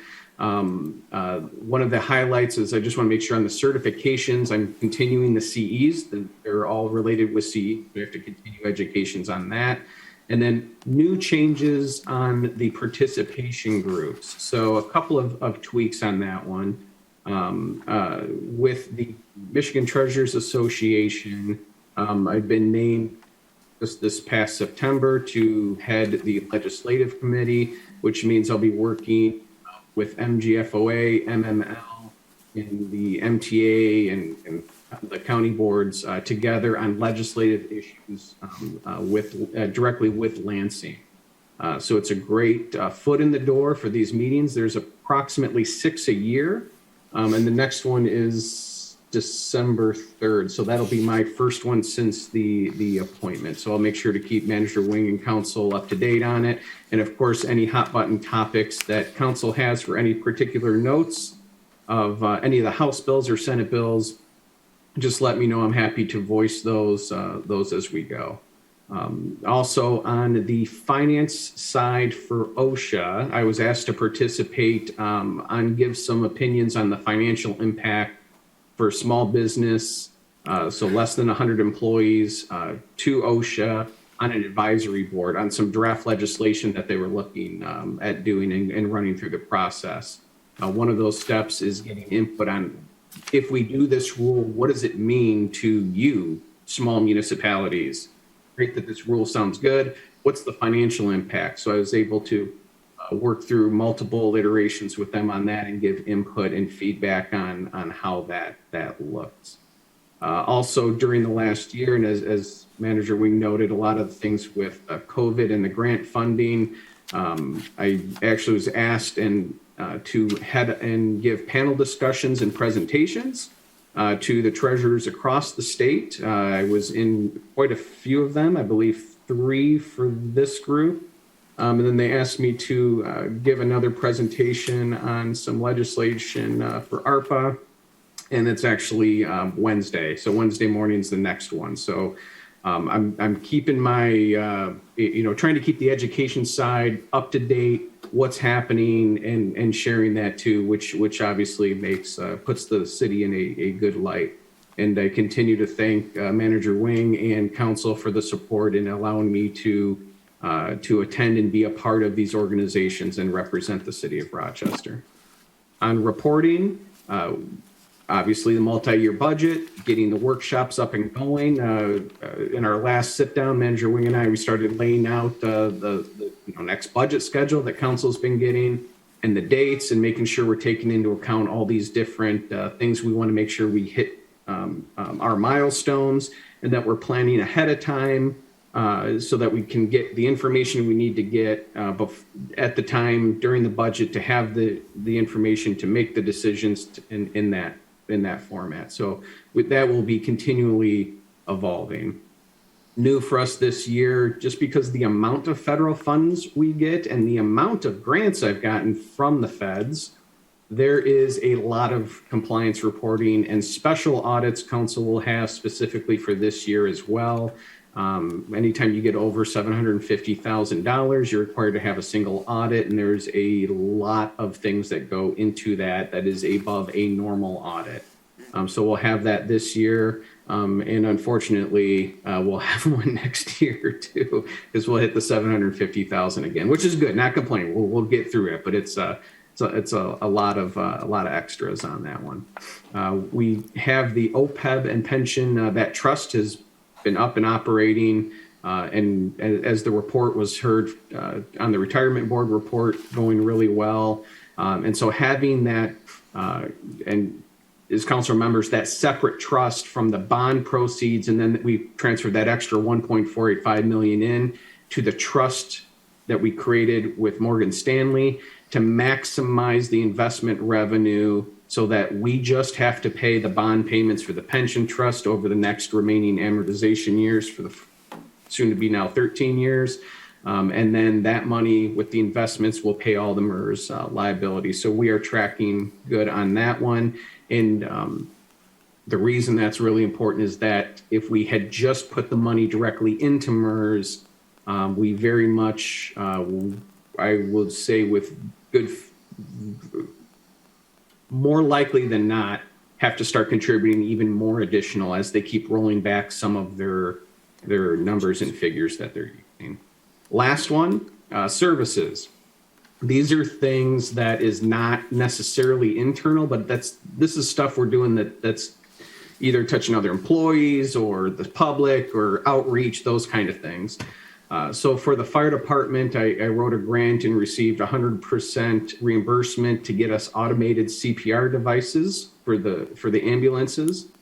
This is a wonderful add-on of service that has been used, sad to say, multiple times, but is critical in life-saving, giving the best chances as possible. So I'm glad we were able to get that.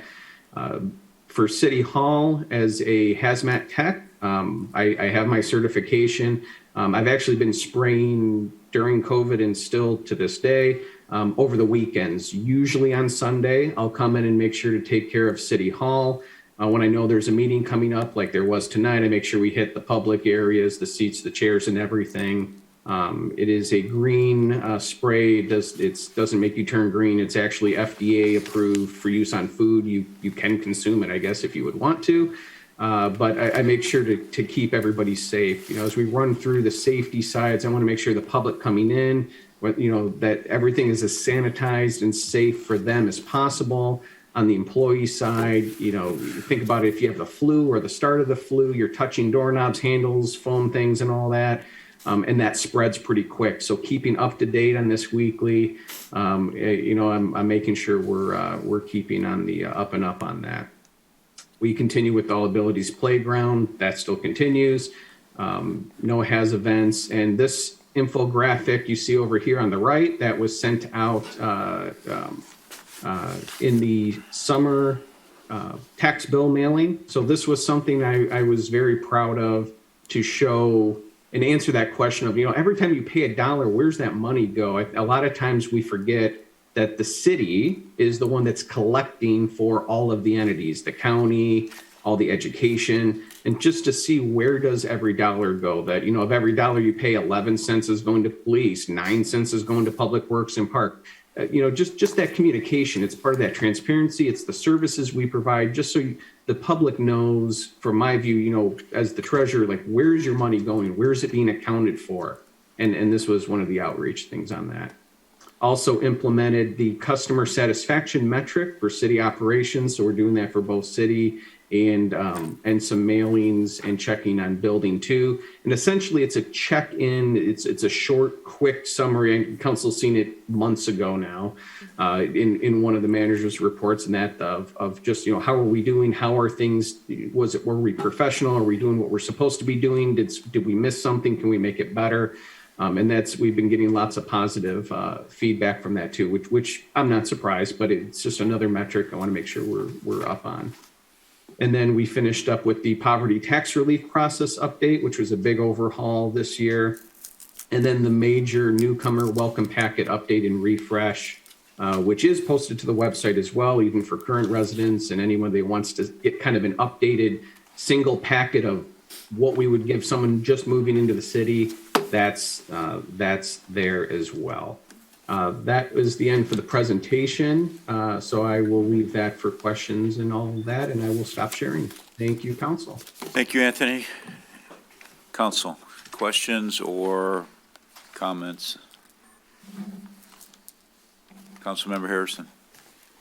Thank you, Anthony, for the presentation. I really appreciate it. I admire all the work that you're doing for the city. It shows in our balanced budget and our 3-year forecast, and you know, the way that you've navigated our response to the COVID-19 pandemic, the fact that we've gotten multiple grants and funding for that is greatly appreciated, and it made a huge difference in our city. It's a pleasure working with you on the budgeting committee, and I hope you were pleased with the feedback you got from your review, and I wanted to thank you for your efforts. Thank you very much. Councilmember Peterson. Well, I want to take a moment and thank you as well, Anthony, and your team, and what your team has brought to the city from first being on council to where we are today. It's like night and day, and I remember hearing how everyone was thrilled to death when the budget book came out from the past treasurer to where we are today. I think this is an amazing feat that has been greatly accomplished. Your cost-saving initiatives, the research that you do ahead of time to bring new programs to us, new savings to us, to really know how to take care of the financing side that we have with the savings, with the bonds, and everything that we have there. I think that's great, too, because that is something I think that you excel in. With that, which is one of the best cost-saving avenues that a city could ask for. I do appreciate where you have been from the very beginning with COVID, not even with just COVID. I think that your emergency response that you have had the experience to be a part of throughout the state and other areas where they've called you is commendable, that you are asked to take care of those things and you are that go-to person. And I also appreciate you for everything you do to keep all the computers, phones, everything on top, on cost-saving initiatives, especially with the LED lighting in here. It really makes a difference when we sit here now having our meetings. And I just think overall you've done a fabulous job, and I am more than happy to make a motion to for your recommendation of the 3% increase. So there's a Thank you. motion by Councilmember Peterson. Is there support? Support? Support by Councilmember Harrison. Discussion. Councilmember Albrecht. I just, couple observations. One, Anthony, thank you. I also have the opportunity to work with you on the budget committee and your presentations, and I always like the long view, the 3-year plan and everything else, and the levers and everything else like that. Couple just procedural points. Thank you, City Attorney Crott, for putting this all together. As I looked at this, I knew my feedback, but I didn't know other feedback, but as I read it, it was pretty consistent. So I hope, Anthony, as you read the feedback on the 4 questions, that you take it, these areas, this is us, trying to help you be better. Those were where the questions were. And I think there was a nice theme there going there. So I also then being, not a numbers guy like Mayor Pro Tem Salvia, but an HR numbers guy, I was looking at the scale, how to get a 3% increase, and it's almost impossible. You have to have 4.5 on all 26 factors, or 13 factors have to be 5, 13 factors have to be 4 to get to the 3% range. So for the record, Anthony came in at 108 points, which put him 8 points below the next level. So I support Councilmember Peterson's motion, which I know it's already been supported. I'm just supporting the support, and City Manager Wing's taking recommending that let's move them up to the 3% based on all the hard work of both Anthony and his team did during a COVID year. Thank you. Mayor Pro Tem Thank you, Salvia. Mayor. Anthony, you had a comment? Oh, just one thing, just so it was coming up. So I just want to make sure council knows what I'm planning on doing real quick on the next step. So I do appreciate all the feedback. I received that this afternoon, so I skimmed it real quick. I'm gonna go through it in more detail. What I plan on doing is taking those and categorizing them. It was definitely a lot of consistencies, and I want to turn those into action items, right? Because it's grid feedback, things to change and tweak and update. So I want to sit down with Manager Wing, turn those into actions, so that next year when we're looking back at it, we have some measurable and of it worked, it didn't work, and the tweaks. Just so you know, so that'll be I'll be working with him on that, getting that going and working. Thank you. Great. Mayor Pro Tem Salvia. Yep, thank you. So thank you, Anthony. Thank you for the presentation, and those summary thoughts are helpful as well. I'll just support my fellow council members' comments, and City Manager, what you just said probably rings in my mind most for you, Anthony, is that you just had your best year yet. So great work, and keep it up. Thank you very much. Very good. Any other comments? Mayor, Madam Clerk, the roll. Vixen, Yes. Salvia, Yes. Albrecht, Yes. Harrison, Yes. Peterson, Yes. Sage. Yes. Very good. Thank you, council. Thank you, Anthony, for your good work this year. Thank you. Mr. City Manager, are we going to go into closed session now? With the I think the potential intent of to coming come out- back? Yeah. Okay. So I'll make a motion to go into closed session with the intent to return. Support.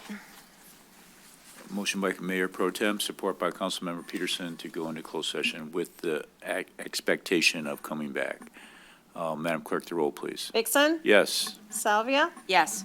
Albrecht, Yes. Harrison, Yes. Peterson, Yes. and Sage. Yes. Okay.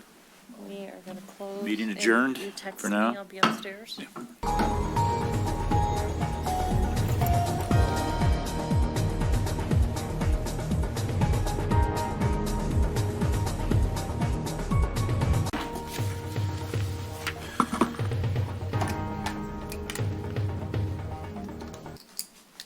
Okay, so we're going to have a motion to go back into public session.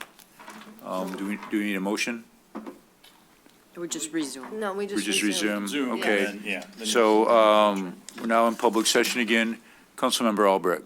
Yes, thank you, Mayor. I'd like to make a motion to give City Manager Blaine Wing a 2.5% increase based on both his self-evaluation and the coworker evaluation that was submitted to City Council for review prior to this meeting. Okay, so motion by Councilmember Albrecht, support by Councilmember Sage.